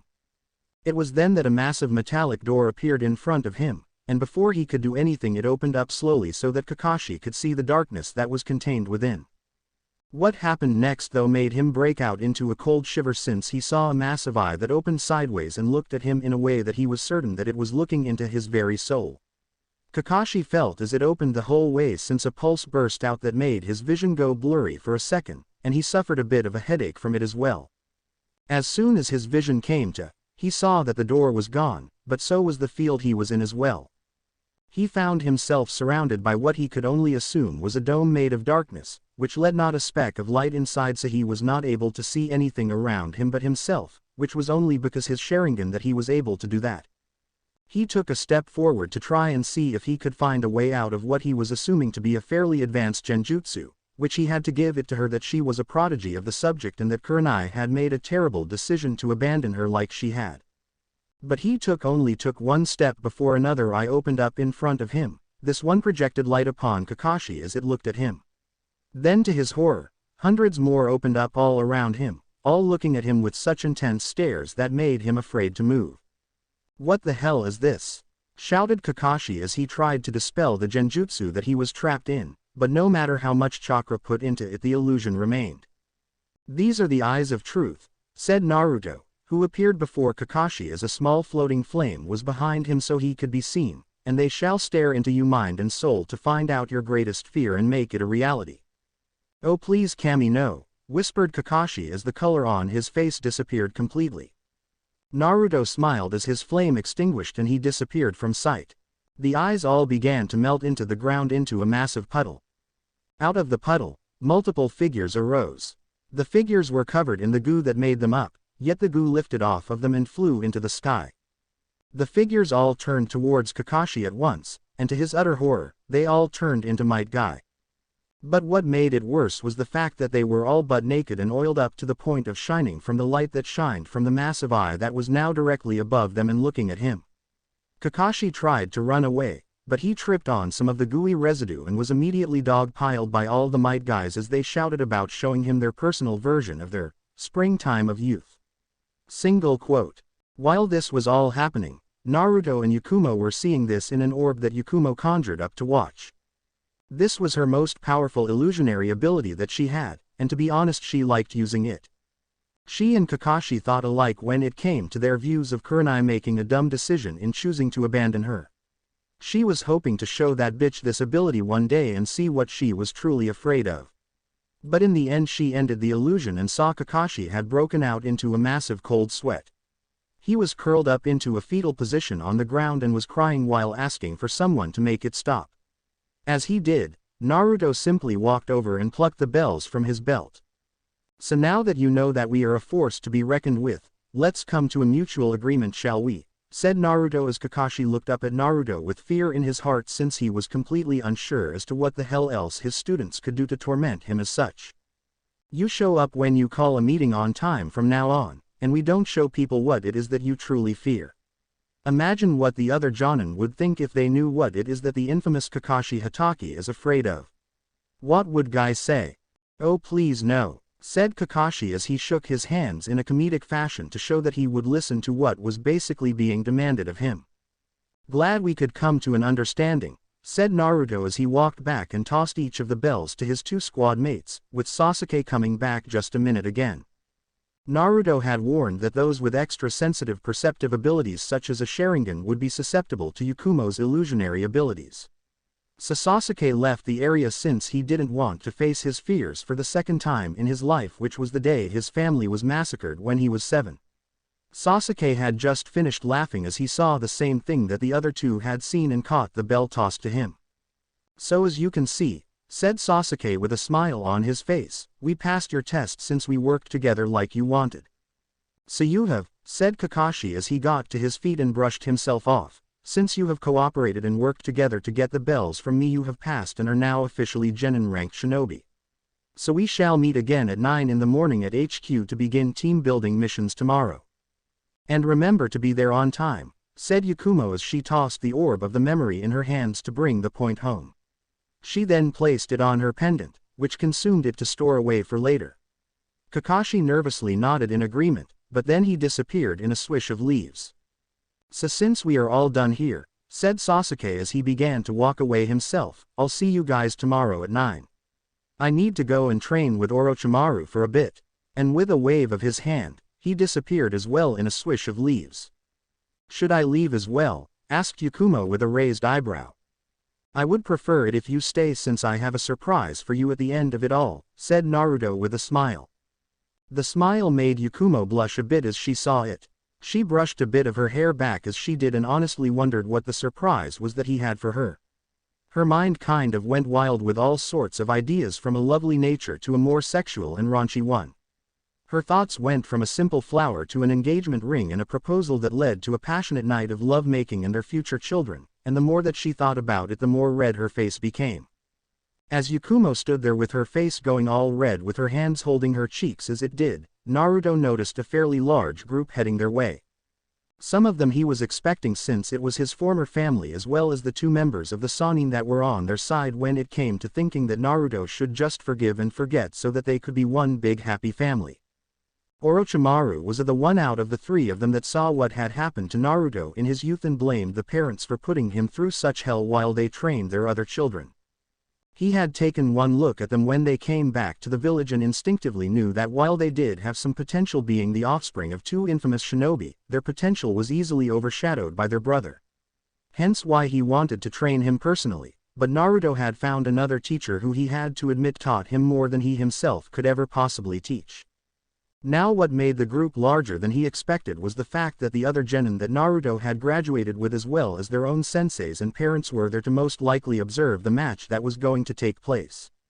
Hell, even Hiruzen was there himself along with his grandson, since he was curious as to how Naruto, who he had not a single doubt would win this match, and his grandson wanted to see the person his grandfather was always talking about. Naruto thought about it, and he truly wondered how these people even knew about it in the first place. But then he saw Ino in the group and he had an idea as to the how. Ino was well known for her gossiping ring, which made her infamous to other students since she was the person you went to when you wanted information. Yet even though she was fairly good at her hobby, there was one subject that many girls wanted to know more about and went to her constantly to learn about. Naruto. Naruto to the females of his age group was a mystery of a man. No one really knew much about him since he was never really open to anyone other than his one friend Sasuke. And what little they did know was that he was cool-headed, and far more intelligent than even Shikamaru was, which baffled them all since he was considered to be a prodigal genius. Plus add in good looks and the lack of an overinflated ego such as Kiba had before it was shattered when he fought Naruto years ago, and in their eyes he was perfect boyfriend material. So they wanted to know more about him so that they could strike up a conversation and begin their seduction of the man. Yet there was one major hiccup to their plans. Ino could find nothing on the man at all. No amount of digging around helped, nor did digging into his mind, since he had telepathic abilities of his own that dwarfed hers by far. This had been surprising since she was sure that only her family had that ability. She had never told anyone about it since for some reason she felt as though no one would ever believe her if she did. She had tried to read Sasuke's mind as well since he was friends with Naruto and would know enough about the guy, but that failed as well since Sasuke had a strong will that she could not break through, so she could not gain access. So Ino went with Plan Z since all other plans were basically dead in the water, which was to follow the man when able, or use her gossip network when she wasn't, to gain any and all info on him so that she could begin her own quest to acquire his love for herself. And as such she had heard about the fight between him and his supposed sisters, since she was still wondering if there was any truth to that statement since Naruto had been an orphan his whole life and if he actually did have a family to call his own, where in the hell had they been and why did they abandon him like they had? I see that you brought quite the crowd with you, said Naruto as he stood there with his arms crossed. To be honest, said Narumi sheepishly, we didn't tell people about this. They kind of figured out about it and showed up to watch. Somehow, she said that last bit as she looked at Ino, who was looking away and whistling nonchalantly. Naruto smirked at Ino, who blushed as he looked at her. So shall we begin, said Naruto as he stretched his arms and cracked his fingers. Hey Naruto, said Sakura as she waved her hand to get his attention. Where is Sasuke? Oh, said Naruto as he noticed her. Sasuke left to train with Orochimaru. I'm not exactly sure where they train though, so you will have to find that out yourself. Thanks, said Sakura as she left to find her beloved Sasuke. Naruto and Sakura got along fairly well over the years. They weren't friends by any means, but they were at least friendly. She had been quite a bitch to him when he had first joined the academy since he was able to get close to the one person that she herself wanted, and honestly thought that Naruto was gay and trying to corrupt Sasuke into becoming homosexual so as to seduce him. She was young and anger kind of made her mind think of the strangest scenarios. Naruto had sensed her hostility towards him in time and took the time to talk to her to see what could be done to extinguish it. So they talked and Naruto laughed at her assumptions. He assured her that he was not gay and was simply friends with Sasuke since they shared pain in their hearts and as the saying went, birds of a feather flock together. From then on Naruto would always point Sakura in Sasuke's direction so that she could find him if asked. Sasuke was pissed that he would do that, but Naruto would simply state that he should think of it as training of sorts. Since if he could escape from a fanatic fangirl that would follow him through hell itself for a chance to win his heart over, then he could escape anything that the world throws at him. While he accepted that explanation, he was still pissed about it and swore to get Naruto back one way or another. Naruto had chuckled at the threat and stated that Shikamaru had said the same thing about winning in shogi against him, but it never happened. And just as he thought, Sasuke had yet to make good on his promise, but he had a feeling that he was just waiting for Naruto to drop his guard first. So now that we are all here, said Naruto as he clapped his hands together and rubbed them a bit, have you decided who will take Sakura's place in this little bout of ours? We have, said Natsumi with a grin on her own face as she said it. Let me guess, said Naruto, you chose Tsunade since she wanted the opportunity to avenge her own defeat at my hands just yesterday. Wait, what? Shouted Tenten, who was shocked to hear this. Tsunade was and had always been her idol since she was the symbol of what a strong woman should be like. And now she heard that Naruto of all people was able to defeat her. It was just impossible to picture in her mind no matter how she played it out. Oh yes, said Naruto as he became aware of Tsunade's glare towards him, I beat her fairly easily. I just used her anger against her and with a single swing of my blade while it was still sheathed knocked her out. Now I'm not surprised to hear that she wouldn't announce this to people, but then again what would people think when they hear that such a strong woman had been beaten by a newly made genin? Tsunade began to snarl as Naruto said this since she was pissed about it. She didn't want people to know about it since it was humiliating. Then again, now that I think about it, she as well as her teammates were named the Sannin when they lost to Hanzo in AIM. So now that I beat you, does that mean that I get to name you since apparently you are named by those who beat you? Tsunade's face went red in rage as Kushina had to hold her back from rushing forward and killing him for his insulting tone. So if that is the case, I think I'll call you Yowai, means weak in Japanese, since it took one blow to take you down. You may have the strength to crack the earth itself with your fists, yet you have none of the endurance to back it up. You are a glass cannon since you are all power and no defense. Kushina was having a real hard time restraining Tsunade at this point, who was seconds away from breaking free from her grip. So is that what your father did? Asked Naruto with a raised eyebrow. Did your father beat you before he named you? Then it just became kind of a tradition of yours. That was the final straw, since Tsunade finally broke free from Kushina's grip and rushed forward with her fist raised with complete intent to kill the target of her rage. Yet in a repeat of events, Naruto once again easily dodged the blow towards his head, but this time instead of using his blade to knock her out he simply chopped her in the back of the head and knocked her out that way. Lesson 101 When it comes to fighting an opponent with obvious anger issues, said Naruto as he held up a finger, piss them off to force their hand into attacking you. They make a mistake and you exploit it as I have just done. So now that she is dealt with, I need to know who you chose to replace Sakura. Was I right when I assumed it was her? No, said Narumi with surprise in her voice. Yes, she had seen Tsunade get beaten by Naruto once already, but she didn't think that Naruto would get her with the same trick twice.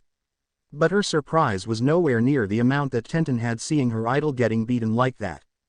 So who is it? Me, said Kushina as she stepped forward. Huh, said Naruto with a hint of surprise in his voice, I didn't expect you of all people to challenge me. To be honest, I was expecting Jiraiya or Tsunade. Kudos. So now that everyone is here, said Minato as he stepped forward himself, and witnesses are here to observe the match, we can begin. Naruto took his spot about 15 yards away from his opponents. There he pulled out the black book he had been working on for years and tossed it behind him.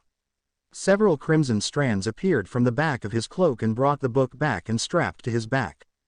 Then let us begin, said Naruto as he got into a defensive fighting stance that Iron Fist had taught him. Minato used his hand to signal the beginning of the fight, and as they did, Kushina and her daughters all launched multiple chakra chains at Naruto in a wide yet tight arc so that he could not dodge them all.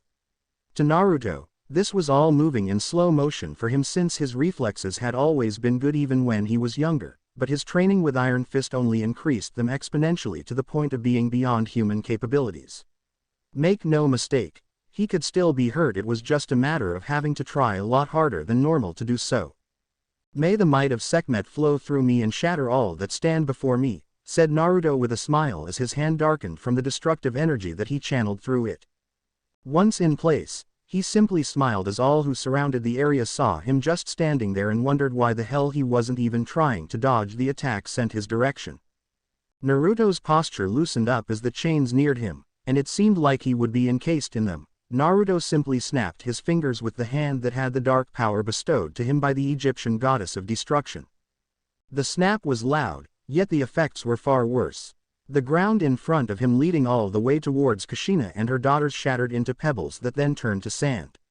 The chains shattered into millions of tiny pieces that were barely visible as nothing more than shiny spots in the air since they reflected light for a brief second before they vanished. Naruto had been taught early on in his studies that gods as well as demons existed in all dimensions and universes. That a magic user could call upon their power from any dimension they wish if they were strong enough, but the kicker was that if the power gifted was not within the native dimension as the entity itself that gave it, the power was greatly diminished from traveling dimensions. In this case that was a good thing since Sekhmet was known to be able to wipe out life itself, and that was not what he wanted to happen here. As his former family members got up from having the ground literally vanishing from beneath them, Naruto clapped his hands and used magic to summon a simple dark wooden staff. There was no magical power within it, since it was nothing more than a training staff, a good quality one at that. Naruto charged forward as Kushina finally got her footing back, but she was too late since Naruto hit her with the staff at the end in the chest, the power of which sent her back quite a bit.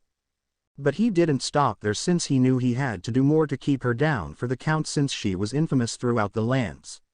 So he rushed forward and struck her in quick succession with his staff in multiple places faster than she was able to counter since she was still dazed from the magical energy pulse. Call forth the power of Zeus, said Naruto as he chopped the air with 2 fingers out on his hand. As he said that, Kushina was hit with a bolt of lightning. She screamed in pain since it was a painful experience and she stood there for a second as he body smoked from the attack as well as he hair sticking out from the electricity. She then fell forward and hit the sand hard. Naruto had used his tactical genius to eliminate her first since she would be the actual challenge in this fight if not dealt with quickly. The lightning was meant to subdue, and it worked since whoever really expects to be struck by lightning on such a clear day as today. Mother, shouted Narumi as Natsumi ran to try and help their mother out. Brother, why did you do that? You are shinobi, said Naruto as he spun his staff fast in one hand before he got into a defensive stance, and yet you really don't act like it. You lack real battle experience, since seeing an ally fall like that makes you question things as such. If you can't even fathom the fact that people you know will get hurt in this profession, then you will never make it far and should simply quit. There was a gasp from the crowd as the people heard Naruto acting so cold to Narumi. A few tears began to fall from her eyes as the truth of the situation was finally starting to sink in.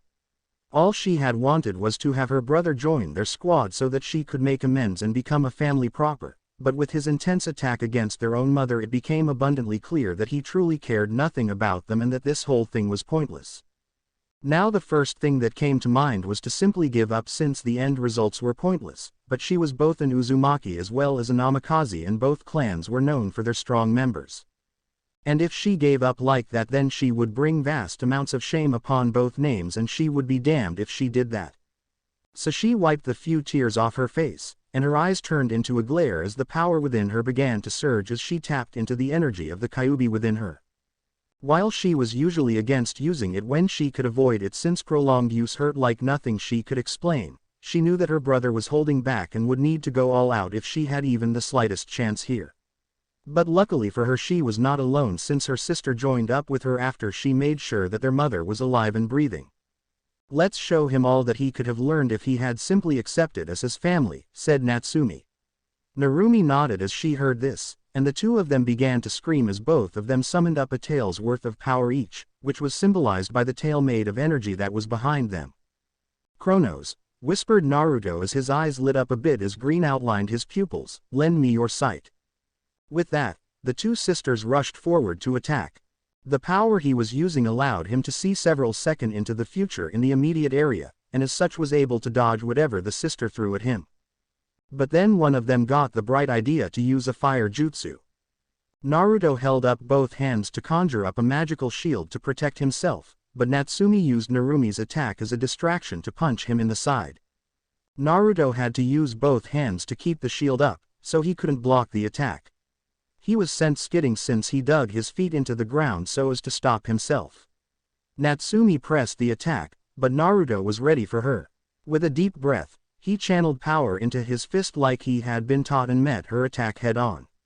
The attacks cancelled each other out since they were of equal strength, but Natsumi just kept going. Naruto ducked under another one of her punches, and when he did, he used magic to bend the elements around him to form the sand into a fist that uppercutted her with enough force to blast her away from him.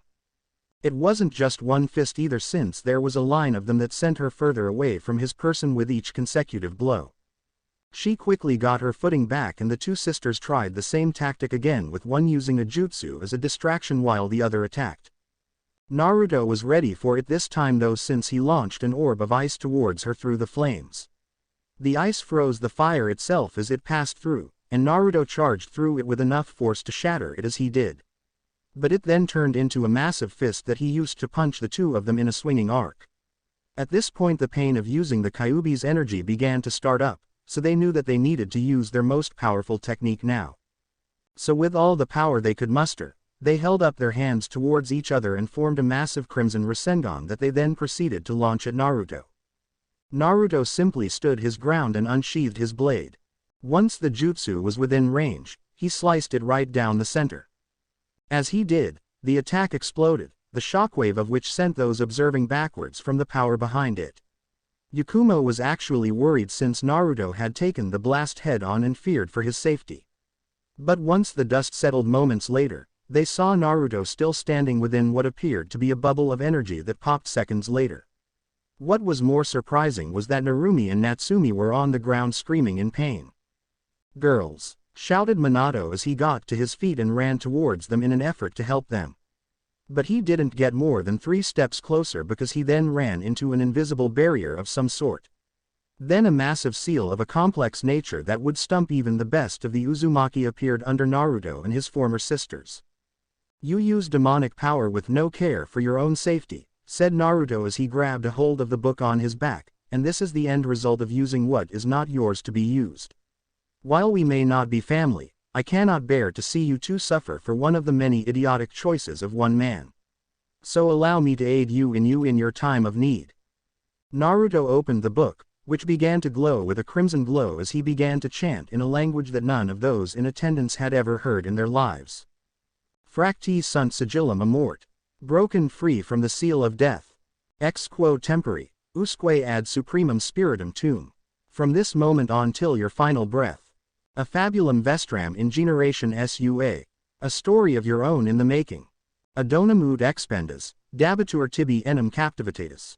A gift I bestow, yours for the taking. Est versus un non opus usque ad tempus. Till the time whence you are needed yet again. Uter amica tua potestate praesidio. Use your power to protect my friend. Once the incantation was complete, 3 barbed chains burst forth from the book and pierced all 3 of them in the chest. Yakumo screamed out Naruto's name in even greater fear since she assumed the worst thing here. But the chains did not kill him or the 2 sisters. Instead, what it did was pulled out the parts of the Kyuubi that were sealed within the 3 of them. The process was painful, more for them than Naruto himself since he only had the soul and none of the power. But in the end the 3 pieces became whole once more, and while it was supposed to be sealed into the book then and there, that was not what happened. In a massive burst of energy, the Kyuubi reformed in all its demonic glory in front of them. Now while Naruto had gotten to know the demon well and learned enough to know that he didn't want to rampage, but did so since people kept trying to control him like a pet, so he had to remain free. But the reforming of the body after being separated in such an unorthodox way for so long was making the situation bad, since it was like the body was on autopilot and going off of base instinct while the mind was resetting itself. Naruto used his magic to open up portals beneath the sisters to get them out of harm's way. The seal he had put up early in the morning was made to contain the demon if this exact situation happened, and so far it was working. He made a copy of himself to keep the tome open so that he could force the Kyuubi into it. As this was all happening, many shinobi appeared to surround the area so that they could help defeat the beast once and for all and avenge those who fell 13 years ago. Many arrived and truly thought that Naruto had finally become the demon they all saw him as, but they were surprised to see Naruto standing up to the demon itself. Naruto used the crimson bands of Sidorak to hold the beast in place. It took all his strength to hold him in place, but the problem with that was the fact that he needed to move the demon towards the book to capture him and was not able to do that. And to make matters worse, the beast was only growing stronger by the second as its power returned to it fully. So Naruto made multiple copies of himself that used the bands as well. Yet even with them they were barely able to budge the creature. Naruto may be fairly strong when it came to strategy as well as magical power, but when it came to physical strength he was still human. He trained his body for years to gain the amount of strength that surpassed even Mito Uzumaki herself, if just barely, yet single-handedly holding back the Kyuubi was beyond the capabilities of a single man. In the end Naruto was finally able to move it closer to the book. It screamed out in rage as it felt its power start to diminish the closer to the book it got. As its rage increased, flames appeared on its body and traveled down through the bands. One by one the copies of Naruto burned away, and the real one felt as the flames burned his arms. The pain was intense, but he was not going to fail now that he had come so far. His rage empowered him just enough to make one final massive pull, which was enough to put the beast in place and get sucked into the book. Within seconds, the Kyuubi was sealed in it, and once it was the book closed itself and on the cover a symbol appeared. It was a crimson fox curled up in a swirl surrounding the kanji symbol for 9. Naruto fell to his knees in a mixture of pain as well as exhaustion, but then again it was to be expected since his arms were burnt down to the bone itself and were basically useless. That and he just subdued a massive demon, so it was expected that he would be tired. The spectators were all too stunned to say or do anything at this point since they just saw a young man who had barely entered his teen years subdue as well as seal away the strongest of Biju in a manner that the Yondaime himself was incapable of. Minato was thinking the same thing, since he had to seal the beast within 3 people while using a mask that was passed down through the Uzumaki clan that helped negate the price of his soul for using that jutsu. Yet one person in the crowd was of sound mind and rushed forward to help. Naruto, screamed out Yakumo as she ran forward to comfort her crush. She held onto him as he weakly leaned against her. She cried as she saw the damage done to his arms. "Why did you do this?" "I simply did what had to be done," said Naruto weakly. He wondered about what to do at this point, but he realized that he had something for this exact moment. Within the sanctum was a massive armory of items from places that were both possible as well as impossible to get to that had been obtained by the various tenants. One item the Ancient One told him about was a small vial that contained the water from the Tree of Life. It was said that it could heal even the most fatal of wounds, but only to those who were pure of heart. Those with darkened souls would become consumed by a holy flame that would leave nothing but ash. He remembered that the Ancient One had said that one day he would need it, since a vision of the future showed her that he would do something that he was not prepared for and would nearly cost him his life. Naruto smirked as he remembered this. "Naruto," said Yakumo, "please don't die on me." "Oh, you are not that lucky," said Naruto with a weak chuckle, "but I need you to do something." "Anything. I need you to reach into my inside pocket and pull out a small glowing vial," said Naruto as he leaned back a bit so that she could do it. She did as was asked of her, and held the vial carefully in her hand like her life depended on it. Naruto was able to use a bit of magic to allow others to grab things from the sanctum that he wanted them to get, such as the vial she had grabbed. "What now?" "I need you to open it and pour it into my mouth." Yakumo did just that, and leaned Naruto's head back a bit so that she could pour the liquid down his throat. As Naruto swallowed the glowing liquid, she saw as it passed through his body in lines. The lines eventually reached the area that he wanted healed, and within seconds the blackened seared flesh was gone and replaced by new healthy skin. Naruto waited a minute and then flexed his hand a bit to make sure everything was fine. Since everything still was working properly, he had nothing to fear. "Thank you, Yakumo," said Naruto with a smile on his face that lightened up Yakumo's mood. "But why did you do all this? You could have died," shouted Yakumo as she slapped him for doing something so stupid. "True," said Naruto as he rubbed his sore cheek a bit to ease the pain, "but it was all worth it in the end." "Yet why did you do it?" "For your gift," said Naruto as he held up his hand. The tome he had used to seal the demon flew into his hand, and when it did he held it out for Yakumo to take. "What is this?" said Yakumo as she was hesitant to take the book from him. "This is a magical item called a grimoire," said Naruto. "I spent the past 37 years making this in the sanctum since every seal had to be perfect or else it would not work. What it does is grant you massive amounts of magical power along with a weapon that I designed with your skill set in mind." "Why would you make something like this for me?" asked Yakumo as she finally took the grimoire from his hand and held it in her hands delicately. "Because there will be times where I can't be there, and with this in your possession I know you will be safe," said Naruto as he held his hand on her cheek with a smile on his face that made Yakumo blush when she saw it. "WH," was all she was able to say before he pulled her into an embrace and kissed her on the lips. Yakumo was surprised by this, yet she quickly got into it and kissed back.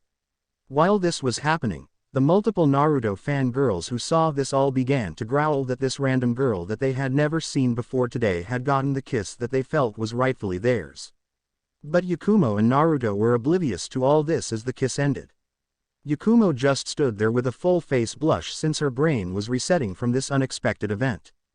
"Well, now that everything is all well," said Naruto as he began to walk away from her towards the sisters who were surrounded by medic nin as they tried to help them. "I have something I must do." "Wait," said Yakumo as she grabbed a hold of his hand, "can I have one more kiss before you go?" "Yakumo, I love you," said Naruto before he kissed her again, "this one not lasting as long as the first one, you can have one whenever you wish for one." "But what if I want one every second of every day?" "Well, then I would just have to stay by your side forever then, wouldn't I?" said Naruto as he continued towards his destination. Yakumo simply blushed as she giggled like a typical schoolgirl as her inner self was cheering at finally acquiring Naruto as her boyfriend. It was then that she noticed all the glaring girls who were looking at her, but to be honest she didn't give a damn about them. But as she just stood there and enjoyed the moment, Naruto made it to his destination and saw Minato standing over his unconscious daughters as he continually ordered his medics to heal them. "Step aside," said Naruto as he stepped forward, "allow me to fix this." "Naruto," started Minato as he looked at his son with eyes wide open to the fact that he had truly screwed up when he abandoned Naruto as he had. The fact that Naruto was capable of such feats on his own proved that his potential overshadowed his daughters by massive amounts. "Save your excuses," said Naruto as he ushered the medics away so he could do as he needed to do to help Narumi and Natsumi. Because I don't care to hear them. Naruto held out both hands, which glowed with bright energy, as he began to chant in a forgotten language of a forgotten dimension. A bubble appeared around the sister, which if you looked hard enough you could make out the outline of a clock. Naruto used his power over manipulating time to turn back the clock for them back to the point that they were healthy and no longer in pain. Albeit they were weaker since the Kyuubi's energy was no longer within their body to use at will, but they would live. As soon as he was done, the bubble shattered and the sisters go up and checked themselves to see that everything was in working order. You helped us, said Narumi in surprise that Naruto, who she assumed just hated them even though he said otherwise yesterday, would aid them at all like this. But why? I thought you didn't care about us. While it is true that I don't care about you, said Naruto with a serious look on his face, I can't stand around and watch you two suffer from the mistake of Minato like you had. What mistake are you talking about? Asked Minato, who was confused as to what Naruto was talking about. You split the Kyuubi into 3 pieces, which enraged it beyond its normal capacity of the emotion, but if I was ripped apart as such I would be pissed as well. But it worked since the beast was contained and the people saved. You sealed demonic energy into your daughters, said Naruto as he slammed his hand to his forehead, since in his mind he wondered how he could be related to such an idiot of a man, which was slowly corrupting them from the inside. The pain they felt as they used it was their very souls dissolving from the demonic influence from within. The means to control the power lied within the mind of the beast, or in this case the soul, which you sealed into me and then had the idiotic idea to separate the one thing that could keep the demonic energy that was slowly killing your daughters from doing just that. But, was all Minato could say, since this revelation of the situation was a bit much to take in at the moment, since he had never thought about it until now, since all the facts lay before him. You didn't think, said Naruto with a growl, and because of that you nearly ruined 3 lives, but luckily for you only 1 was ruined and yet fixed itself along with the other 2. What makes it worse is the fact that those 3 lives are of your own blood, and such actions make me question why you became a father if you are just going to kill or traumatize your own children like this. You saved us, asked Narumi as she too was shocked to hear what would have happened if Naruto had not done as he had to aid them. That I did, but now that everything has been resolved well enough, I am going home. It has been an exhausting morning and I need a nap to recover my strength. But the fight is not over, shouted Natsumi as she got to her feet and prepared to attack, since we can still fight. Sleep, was all Naruto said as he pointed at her and Narumi. His finger glowed purple as he did, and the sisters fell over asleep as he said that. Naruto then walked back over to Yakumo, who was still red in the face and standing in place. See you tomorrow for our first mission. Wouldn't miss it for the world, she said as she pointed to her lips. Naruto simply smiled as he got the hint and gave her a quick peck on the lips before he opened up a portal to the sanctum. All those in attendance, except for 2 people in the group which were Yakumo and Hiruzen, saw this and gasped in surprise. They had all wondered how Naruto got around so quickly in his youth, and since he was always careful to hide away when he opened a portal, no one knew he was capable of such a feat. And they continued to stare in shock as Naruto entered it and closed it behind him. Word travels exceedingly fast within the village of Konoha, and it was an amazing thing too when you think about it. Within the hour of Naruto returning to the Sanctum Sanctorum to rest his tired body from restraining the Kyuubi long enough to seal it away in a grimoire, the villagers had heard about what he had done. This caused many a person to self-reflect on just how they treated him over the years, since for as long as they remembered they had honestly thought that he had in fact been the very demon that they hated. But now that they heard about the fact that he had sealed the real demon into a book of all things, and by himself without the aid of others, only made it hit their emotions even harder. The following events took place within the span of 1 day alone, yet while a single day went by in the real world, a whole month went by within the sanctum itself. Naruto entered the sanctum via the portal he had made, and as he closed it he heard the gasps of the people on the other side, since they had no idea that he had such an ability at his disposal. Well, most of them didn't, since Yakumo, Hiruzen, and Sasuke did because he had used it around them. Once he was within it and the portal was closed fully, he collapsed onto the floor in sheer exhaustion. While it was true he was indeed powerful enough to restrain the most powerful of the Biju, if just barely, He had a lot of growing to do still since he was not at his peak and had essentially been forced to push past a limit he was not quite ready to face and paid for it in the end with the amount of strain his body had to go through. He laid there for quite some time, and once he finally mustered up the proper amount of energy, he conjured up a bed to sleep on to recover his lost strength.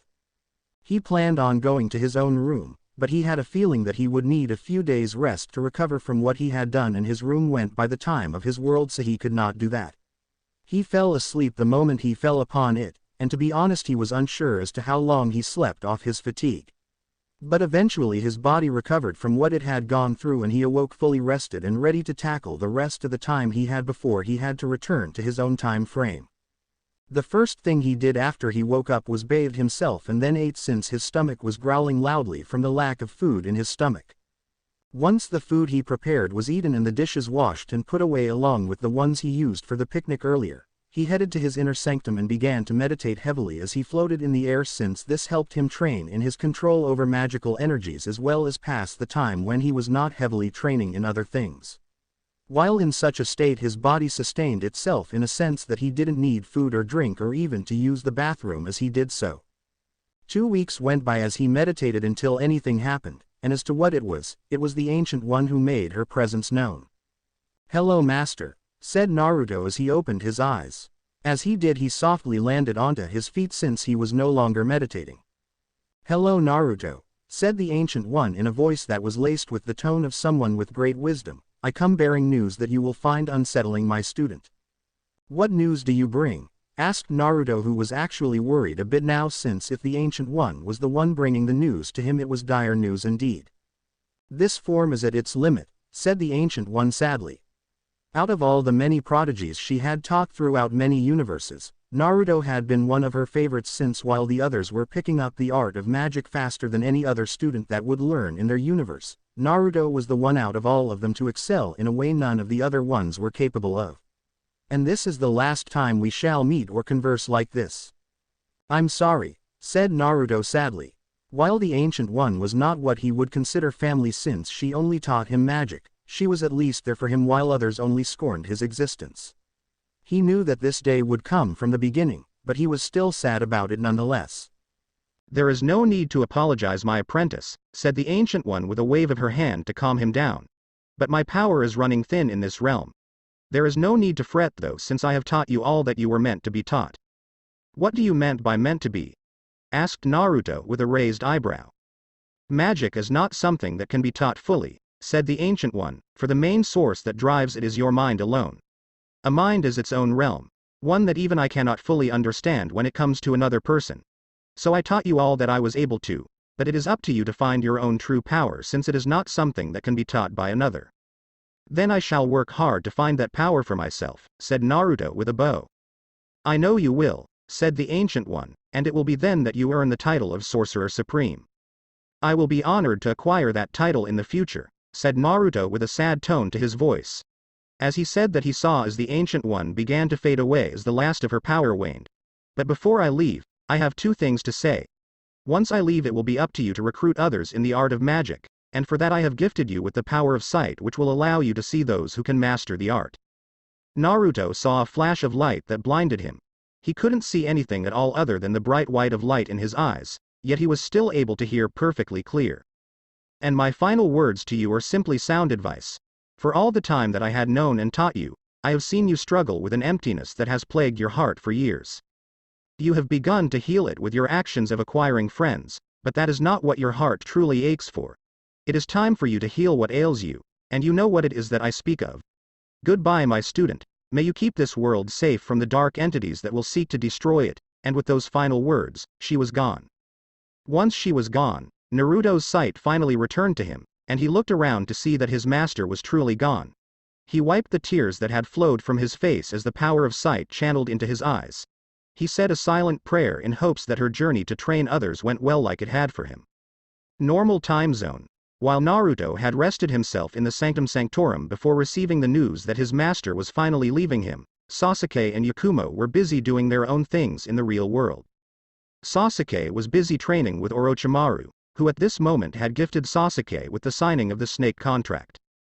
He signed it and summoned one of Manda's sons, which impressed Orochimaru since it was fairly hard to summon up any of them even for him. It was harder to summon Manda himself, and using him was only as a last resort since when summoned he demanded human flesh as payment. So Orochimaru only ever summoned him when the need for his strength was needed since it was no problem when an enemy was being eaten. Orochimaru warned him about that, and Sasuke simply nodded as he took his warning to heart since it was very important. Yakumo was having a surprisingly harder time than Sasuke was with his training. She had to deal with two separate groups of people who were harassing her over the course of the day, and she was getting upset about it. The first person she had to deal with was Minato himself, who once he had his daughters in the hospital to have Tsunade and Shizune give them an extensive checkup to make sure they were okay. He had his Anbu find her and bring her to him. Once there he began to question her about Naruto, since it was clear that Naruto loved her if him kissing her was a clear indication on the matter. Yakumo only gave him vague answers since she would not divulge information about her boyfriend that he didn't speak about himself. She saw as Minato grew more irritated the more she kept to herself, and to be honest it slightly amused her that she could piss off such an infamous man as the fourth Hokage. It was then that Minato asked for her to hand over her grimoire that Naruto had sealed the Kyuubi into. Yakumo refused at first to hand it over, since it was hers to do as she pleased with. Plus her boyfriend had risked his very life to make the thing for her to use as protection, so there was no way in hell that she would willingly give it up. In the end she conceded to his orders when he ordered as her Hokage, but things did not go as he thought they would. She placed the book on the table and simply gestured for Minato to take it for himself. Minato did just that, but he immediately regretted it since the second he put his hand on it, he was blasted backwards right into the wall. The table the book was on was decimated into splinters from the force of the pulse alone.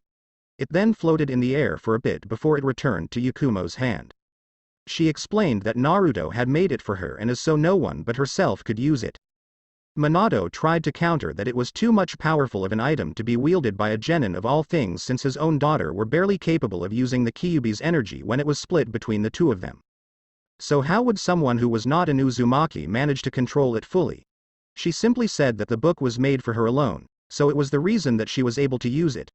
Before he could call her back, she simply snapped her fingers, which caused her body to break like glass and disappear as she used an illusion to leave.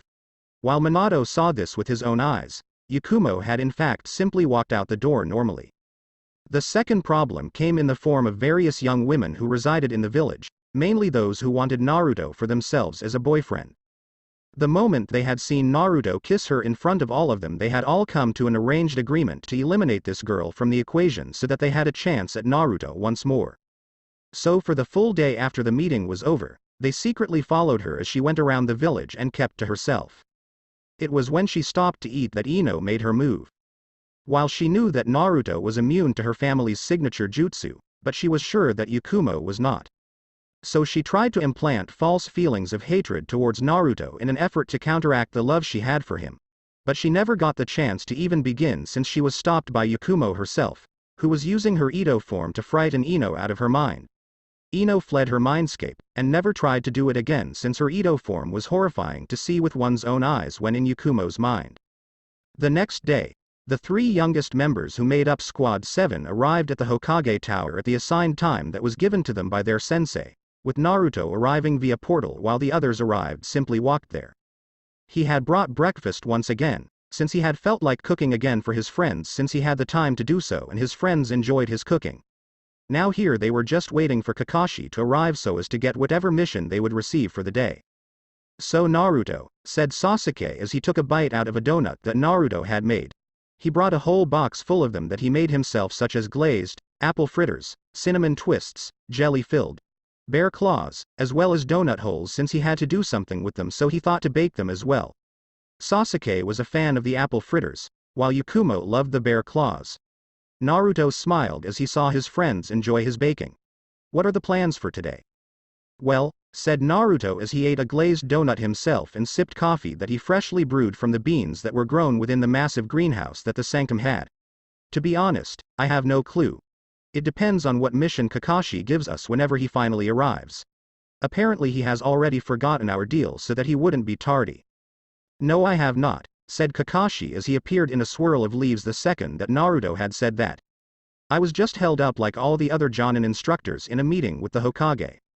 Oh well, said Naruto with a slight nod of his head, since it was perfectly understandable to be late, like he was if he was stuck in a meeting. We can't fault you for that since you had to follow orders. Would you like some breakfast? Depends on what is being offered, responded Kakashi with an eye smile, because I am honestly hoping that it is another muffin like the one from yesterday. Sorry to say it, but no muffins today, said Naruto as he held up the box of donuts so that Kakashi could reach in and pick out the one he wanted. He picked out a jelly-filled one and ate it with gusto as Naruto conjured up a cup and poured some coffee for him. He summoned up some sugar as well as some cream to make the perfect cup before he handed it to Kakashi. He took a sip while covering his face with a copy of Icha Icha, and he had to admit that it was perfect. That has got to be the best cup of coffee that I have ever had in my life, said Kakashi before he downed it all in a few gulps and handed the cup back to Naruto, who then used magic to send it away. What type of coffee is that? A type that is unavailable anywhere else, said Naruto. He didn't want to go into details about the fact that the coffee was from a country known as Peru. Since if he did that he would have to explain the geography of another world in another dimension, and he had neither the drive nor the time to explain all that to Kakashi of all people. So if you want more of it you will have to get it through me. So feel free to ask for it if you wish for more, since I grow my own coffee beans in my garden. Duly noted, said Kakashi, but now we must discuss what we are to do for today. For the time being, our squad is going to complete D-ranked missions to help establish a sense of teamwork within this group. Does it look like we need to work on our teamwork? Asked Sasuke with a raised eyebrow, because we really don't need it. I honestly believe it when you say that, said Kakashi, but this is how all squads start out when they are formed. They complete D-ranked missions until the Hokage deems them ready to accomplish higher ranked ones. So for the next week, I want you to complete at least one mission a day, but feel free to complete more if you are capable of doing so and are up to it. Can you handle that at least? Can we handle? Asked Naruto sarcastically. Do you have so little faith in us?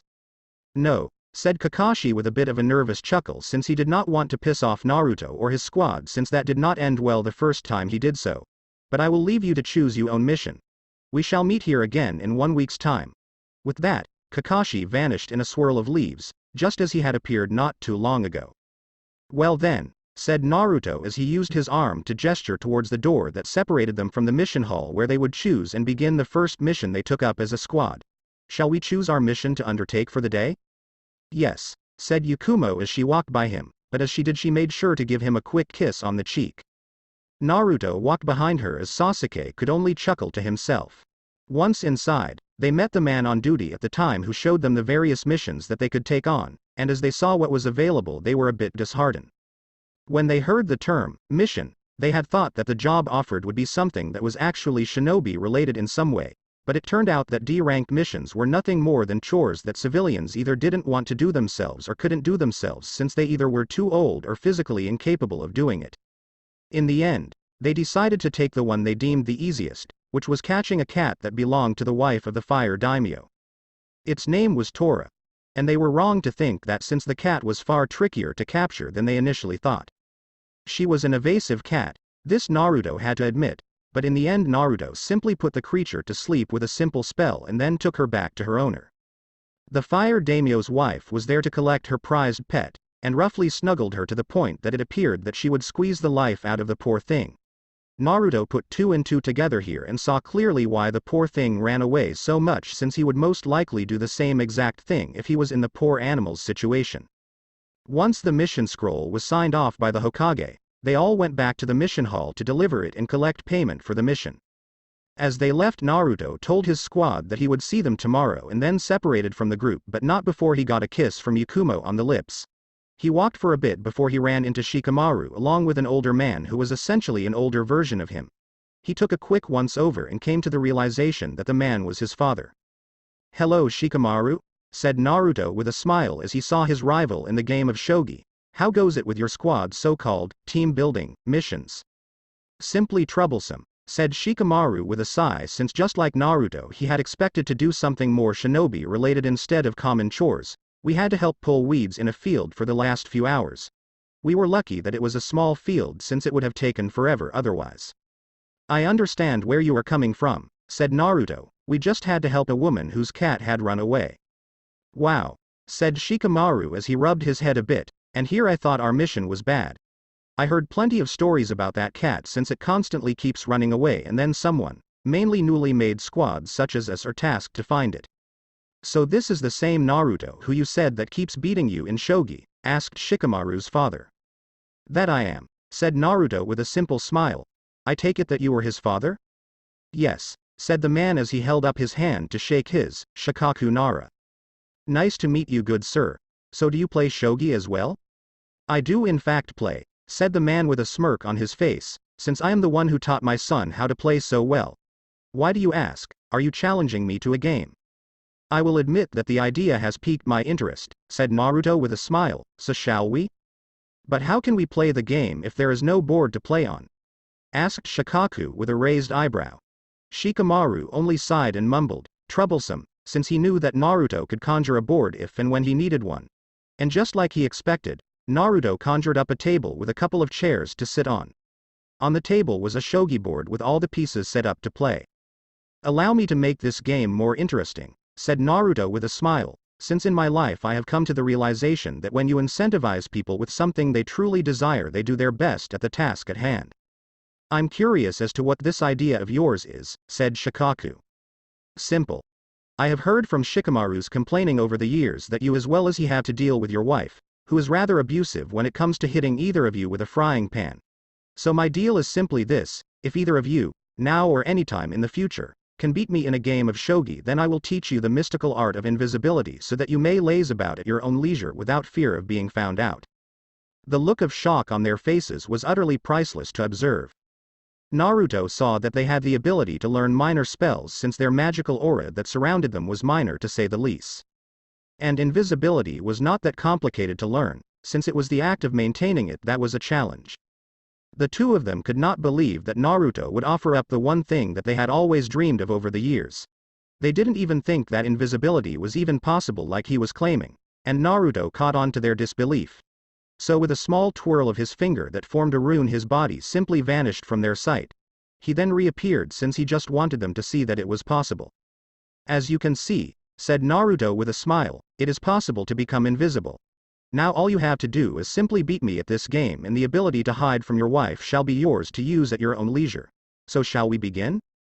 Shikaku smiled as he nodded his head, making the first move to what he hoped was victory. Several hours later, Naruto had begun to head back home to the sanctum as Shikaku and his son cried anime tears. They had both challenged Naruto multiple times, with each loss only aggravating them more, but they would not stop until they acquired invisibility for themselves. But in the end they were unsuccessful like the time before. Naruto left them with the shogi board, which he explained he put an experience rune onto. The rune made a spiritual copy of himself to play them at any time, and if and or when they beat it, the rune would disappear and they will have won, and he would teach them what he promised. So Naruto left them to do as they wanted as he opened a portal to head back and then closed it up behind him. 1 week later, the past week had been a major turning point in the lives of Squad 7. Naruto had seen the potential in the mystical arts and told them so.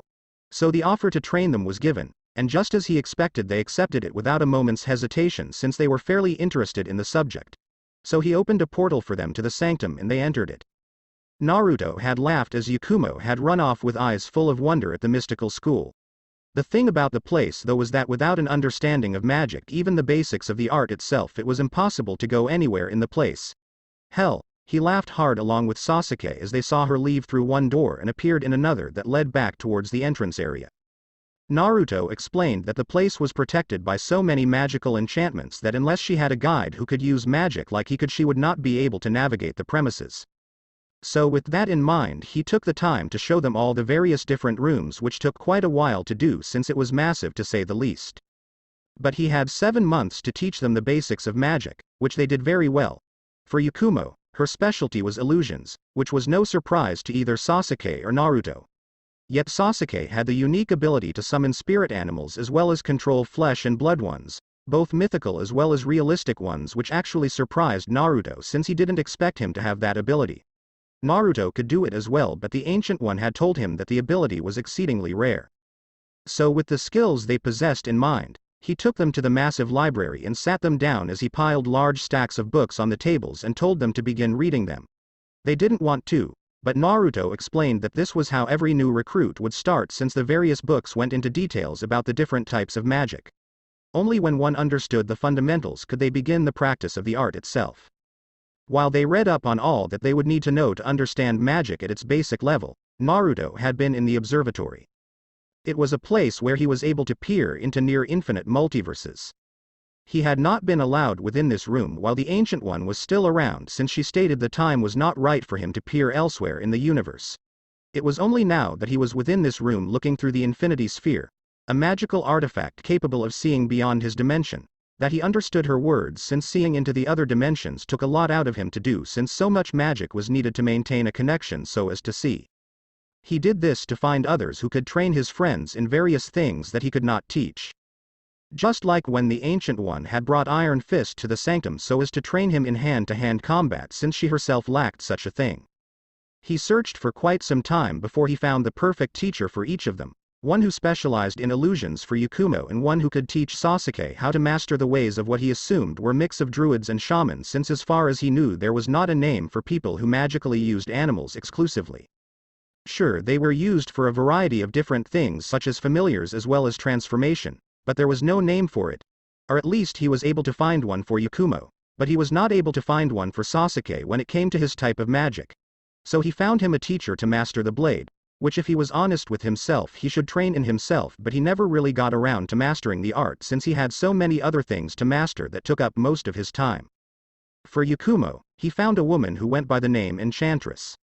Sure, the woman was a villain in her home dimension, but her illusionary skills were exceptional and she would make the perfect teacher for Yakumo if she could be convinced to do so. What Naruto did was establish a mental link of a magical nature that put her as well as himself in an empty white room so that they could speak on equal terms. Here their magic meant nothing since it was a neutral zone, which was good in Naruto's case since he was still fairly young in the broad scheme of things, since this woman had been alive longer than he had. She had been utterly furious about the whole thing since she did not like either the fact that she was pulled into this place without her consent, nor did her powers work so that she could smite the brat before her that had managed to do so. He had simply waited for her to calm down so as to talk to her in a civil manner, which took quite a while since she was a prideful woman with a hot temper. When she finally calmed down, he explained who he was, a potential sorcerer supreme of another dimension from her own. He went on to explain that he had called upon her via magical link so as to ask for her help in training someone in her illusionary abilities. She had begun to laugh hysterically in a haughty nature for what seemed like forever before she finally calmed down from it. She had then simply demanded to know why he possibly thought she would teach anyone anything. Naruto had simply played on her pride and stated that she was one of the best illusionists he had seen in various dimensions. This caused her to smile in pride since she loved to be praised like he was doing. He went on to state that by helping train another person to wield even a fraction of her power in a dimension not her own, that her name would be known to any and all who learned from the student afterwards. This realization made her think heavily about it for a while as this information played in her mind. In the end she agreed to do as was asked of her, but she warned that her training would be cruel as hers had been. Naruto had agreed to it and stated that the dimension he was native to was no stranger to harsh training, and with that the link was shattered and the two of them went their separate ways for now. In time Naruto had used his magical power to open a portal to the dimension that Enchantress was from so that she herself would be able to pass through, which she did. Once there he went on to explain that she was only allowed in certain rooms, while the others were protected via his native dimension's seals, and once she was done that she would be able to leave via the same portal she came through. To prove a point, he sealed her in a transparent box made from the seals and asked her to break through it. She tried, but to her fury she was unable to break through it since the power source behind it was not magical as well as unknown to her, so she had no way to break the seal. Once the point had been made he unsealed her temporary prison and then introduced her to Yakumo. Yakumo had been intimidated by her at first, but in time that fear dwindled away. Yakumo did this to get stronger so that she would never be a hindrance to Naruto, which Enchantress picked up on quite easily and smirked to herself since she would aid the young lady in the pursuit of the man she was infatuated with. For Sasuke, who he could not find a proper teacher to train him in his magical expertise like he wanted to find, he found someone who was vastly skilled in the use of the blade. His name was Logan, yet he was known to the world as Wolverine. Unlike Enchantress, Logan was easily convinced to train someone since the man was at one point a teacher himself at a school full of mutants like himself. Sasuke was trained in a brutal way, with the instructions to come at him with true killing intent. Logan could heal from any and all damage done to his person, so he was the perfect person to teach what it truly felt like to kill via piercing through vital organs. While Sasuke had been trained in the art of the sword, he lacked the realistic aspect of it since he had no real-world training to go with it. While they did that, Naruto completed the missions that the squad needed to do once a day. They were fairly easy with the help of magic, with the biggest mission he took being helping to clear out an entire field to help grow crops. The elderly farmer had explained that he usually hired a large group of people to help do it, but he hurt himself and the medical bills drained a bit too much of his money so that he could not afford the large group. Naruto had simply nodded and called upon the might of the Gaia, the Greek deity of earth, to essentially till the fields as well as absorb the weeds. The elderly man nearly had a heart attack as he saw a young man do the work of so many within the span of a few minutes by himself. There were various other jobs such as painting things, babysitting children, and walking animals. The one mission that got to him was having to hunt down Tora yet again this week, but this time the outcome had gone far differently.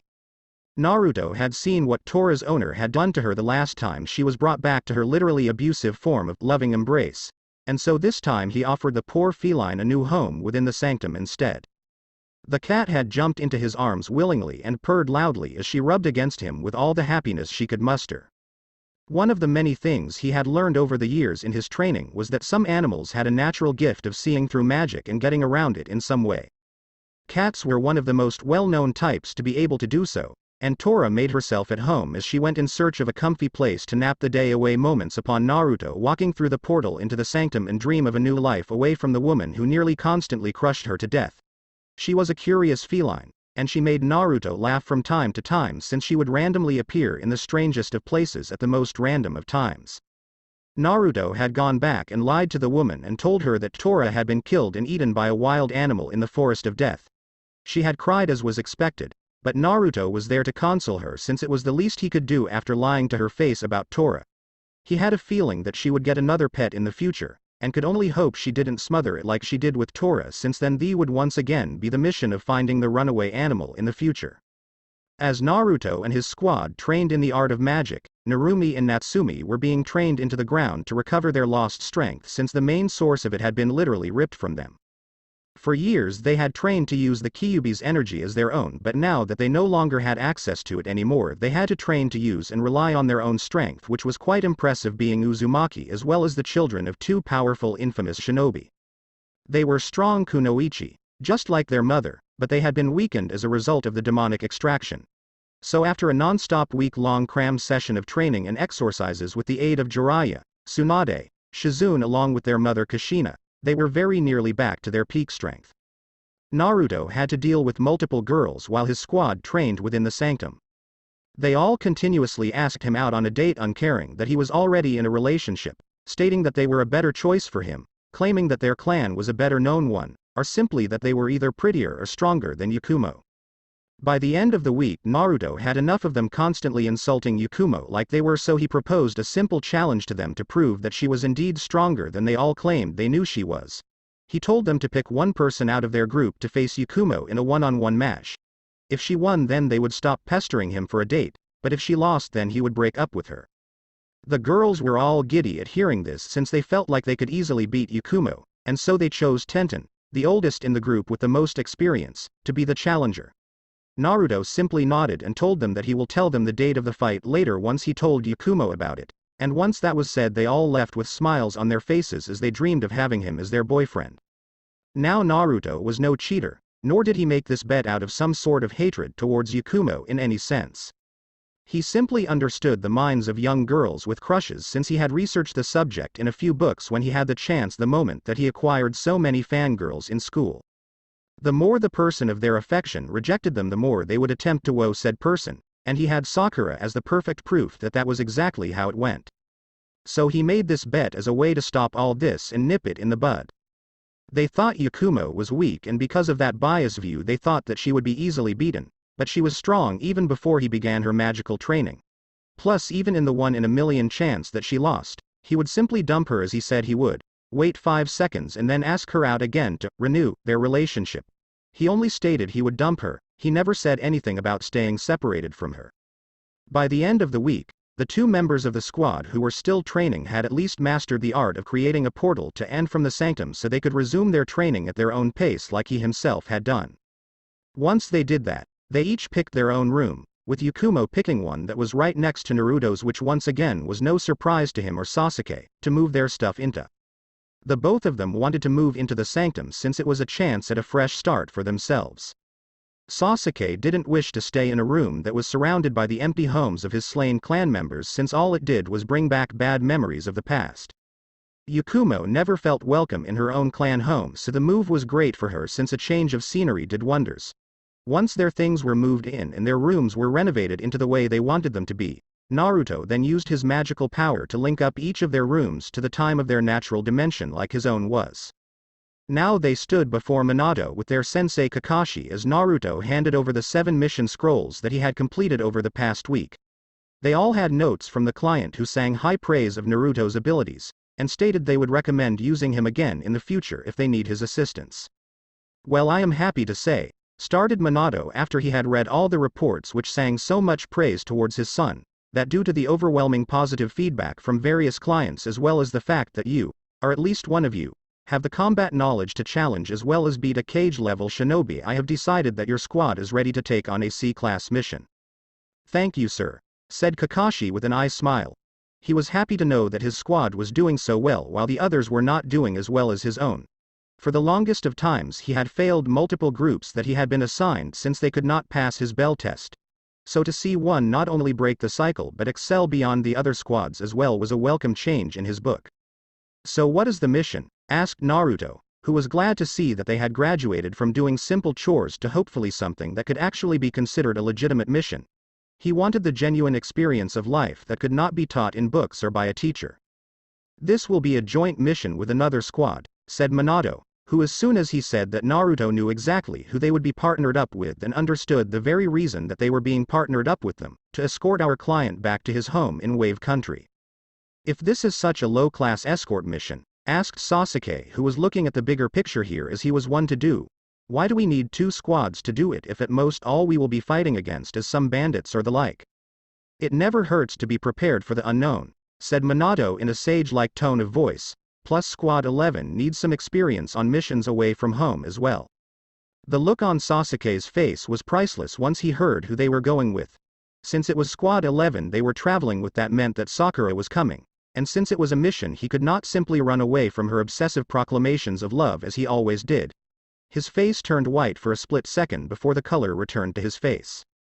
"So who is it that we are protecting?" asked Naruto, since he was listening to every detail since he was trained to do so.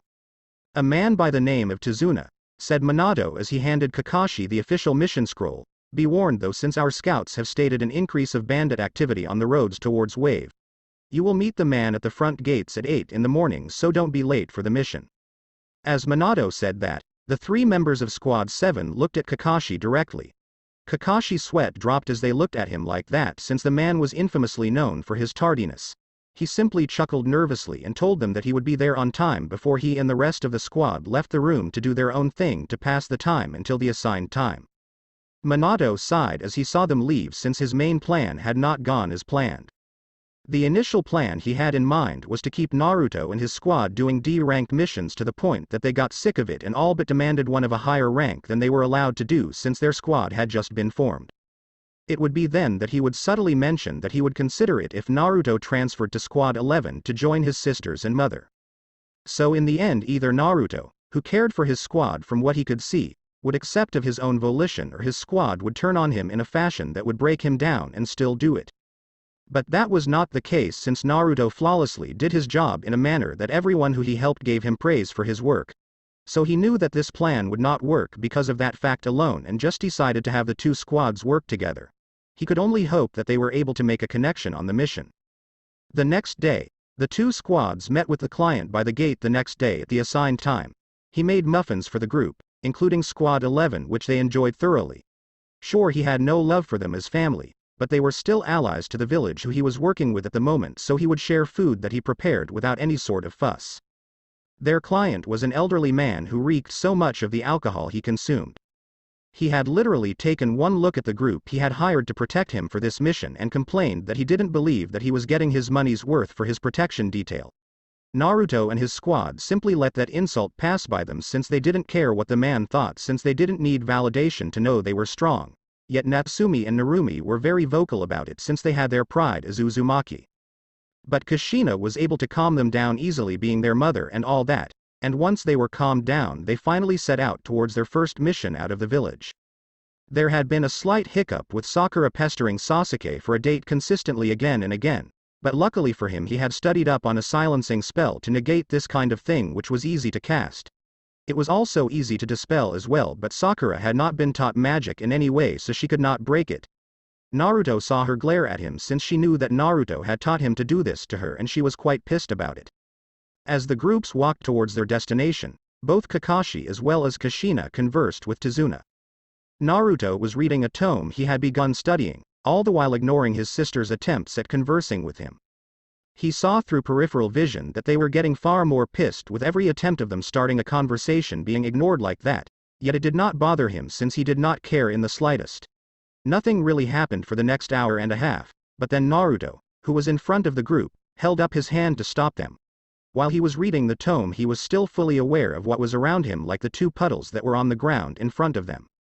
"Does anyone else find this situation odd?" asked Naruto to the rest of the group. "I do," said Sasuke as he looked at Tazuna. "Hey old man. Did it rain when you came this way heading towards our village?" "No," said Tazuna in confusion since he was not sure of what was happening. "Well then that makes this whole scene far stranger than one would first suspect," said Naruto with a sigh as he closed the tome with one hand and then held it under his arm as he held out his other towards the puddles. A magical seal appeared in front of his hand that changed colors from the orange it usually was to a purplish blue that shot out two individual arcs of lightning that hit their targets. The voltage that he used was not lethal, but it did hurt like hell for the two men who appeared since their illusion was shattered now. And a word of advice to the two of you for the future: if you wish to use that illusion to trick people you should do it near water or where it rains. The two men looked at each other for a brief second before they charged forward. They each had a gauntlet on their hands that had a chain connecting them. Naruto stood his ground as they neared him, and powered up his hands with Kai before he chopped the chain in half. The men had tried to wrap him in it since the chain was barbed and would rip him apart if their plan had succeeded.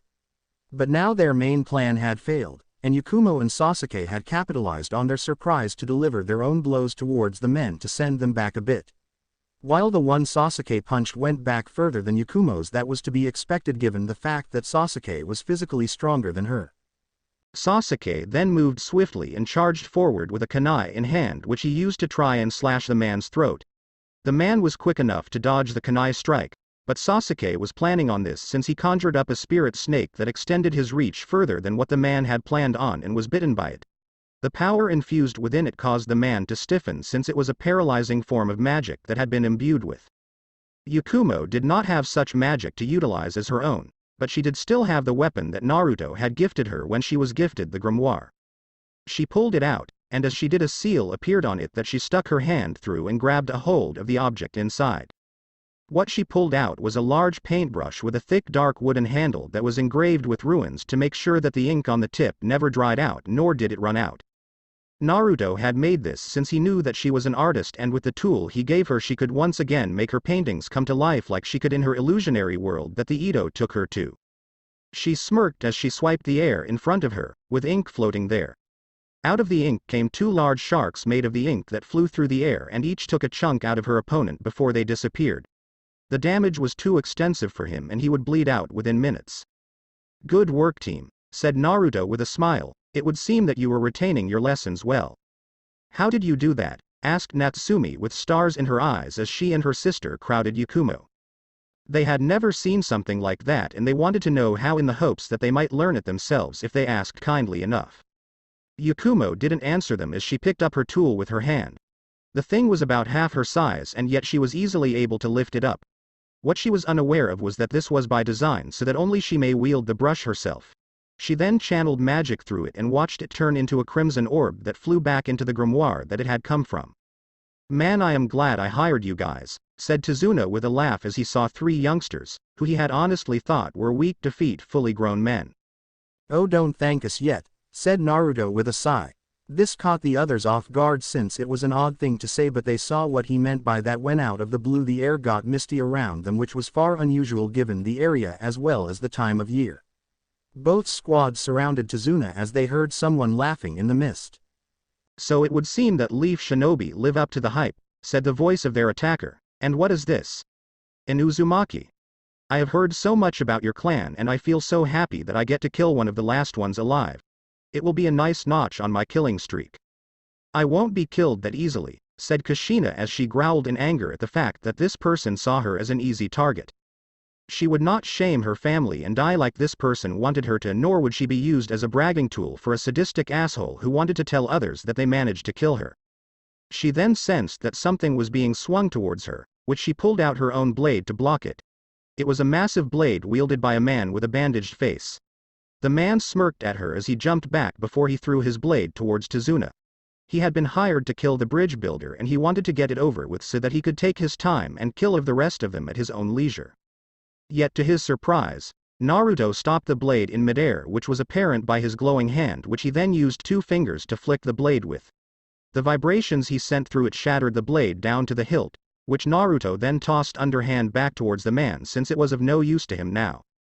Did you truly believe that that would work? Asked Naruto with a raised eyebrow as he conjured up his own blade, or someone known as the Demon of the Mist. You have just hindered yourself by sacrificing your blade. Is that what you think? Said the man as he grabbed the handle of his broken blade, that I would just throw my blade away for no reason. Foolish boy, but I will admit that your ability to destroy it was fairly impressive. What is your name? My name is Naruto, said Naruto as he kept his blade sheathed, and I know who you are, Zabuza, so there is no need to introduce yourself. Naruto had read a recent bingo book within the last week since his teacher had always told him to be prepared and to know thy enemy, so he had done his research on the various threats his world had to throw at him. You know who I am and yet you still foolishly plan to attack me like some sort of hero? Asked Zabuza. Because allow me to break it to you, there are no heroes in this world, kid, only those with the strength to survive. Well, I agree with your statement of there being no heroes, said Naruto seriously, but I do not see my actions as foolish. More like fulfilling my obligations, since I as well as the others here were paid to protect our client. While there are no true heroes, there will always be those to protect those who can't protect themselves. Well, I have a feeling that you will entertain me for a bit, said Zabuza as he dipped his blade's handle into the blood of the man who had been killed by the ink sharks which had pooled onto the ground.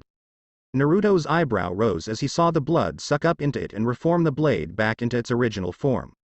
I will admit that you have a unique blade there, said Naruto in genuine interest, since while he had practiced and learned so many various forms of magic, this was something new to him.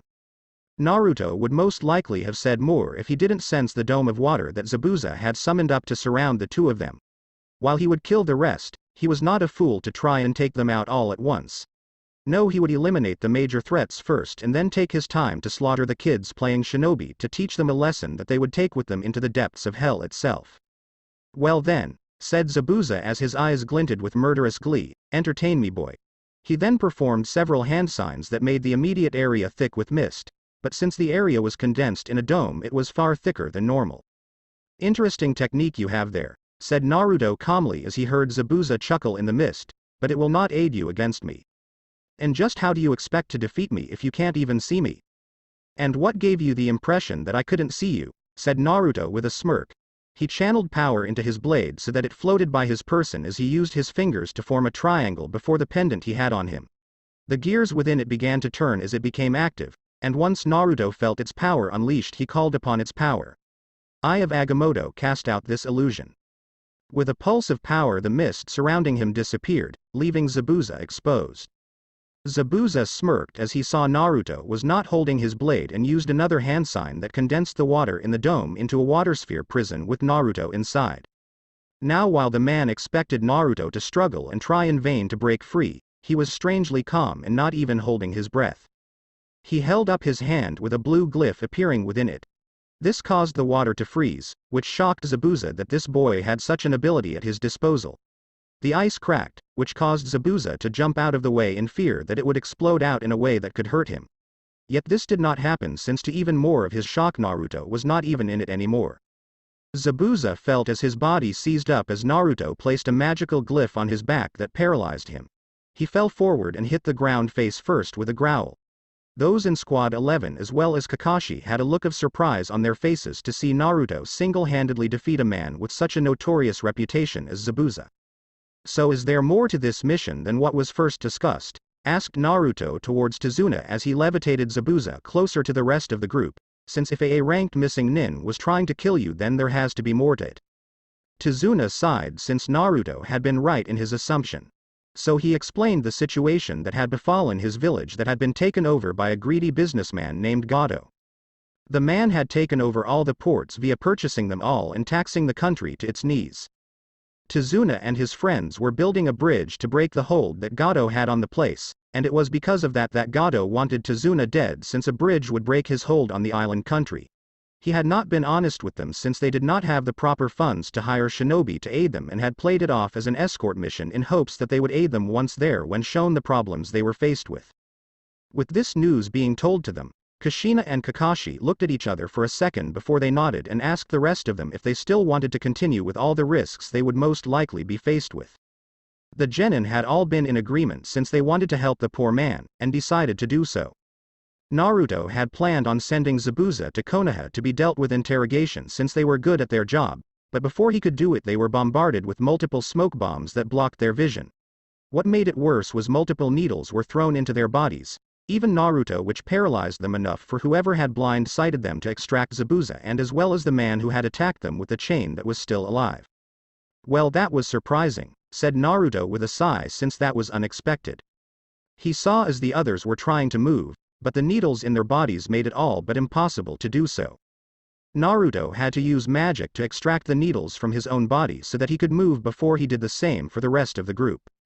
"Something else to prepare for in the future since I doubt that is the last time we will hear from whoever has taken Zabuza." The group decided to relax for a bit to get the stiffness out of their bodies from being paralyzed like they were before they headed onwards to their destination, and as they rest not one of them knew of the enemy they were going to face.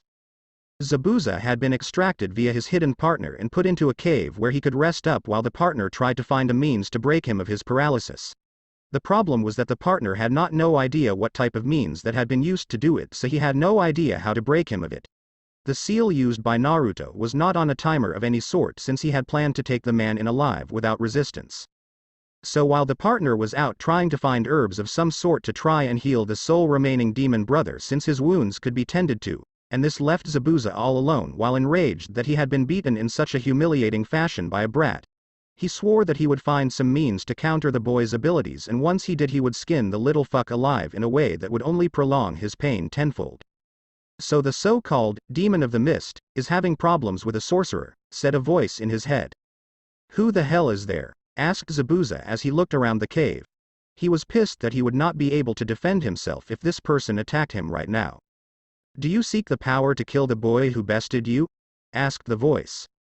"I do," growled Zabuza in anger. "Then allow me to grant it to you," said the voice. Zabuza cried out in pain as his entire body felt like it was on fire as a foreign power entered his body. The pain soon ended though, and instead he felt far more powerful than he had ever felt before as he was now able to move his body once more. "Now kneel to your master." "I will do as ordered," said Zabuza as he knelt down to one knee. "Lord Dormammu." Dormammu smirked to himself as he felt his newest pawn submit, and was looking forward to seeing just how powerful this sorcerer truly was before he eliminated him. "Thanks."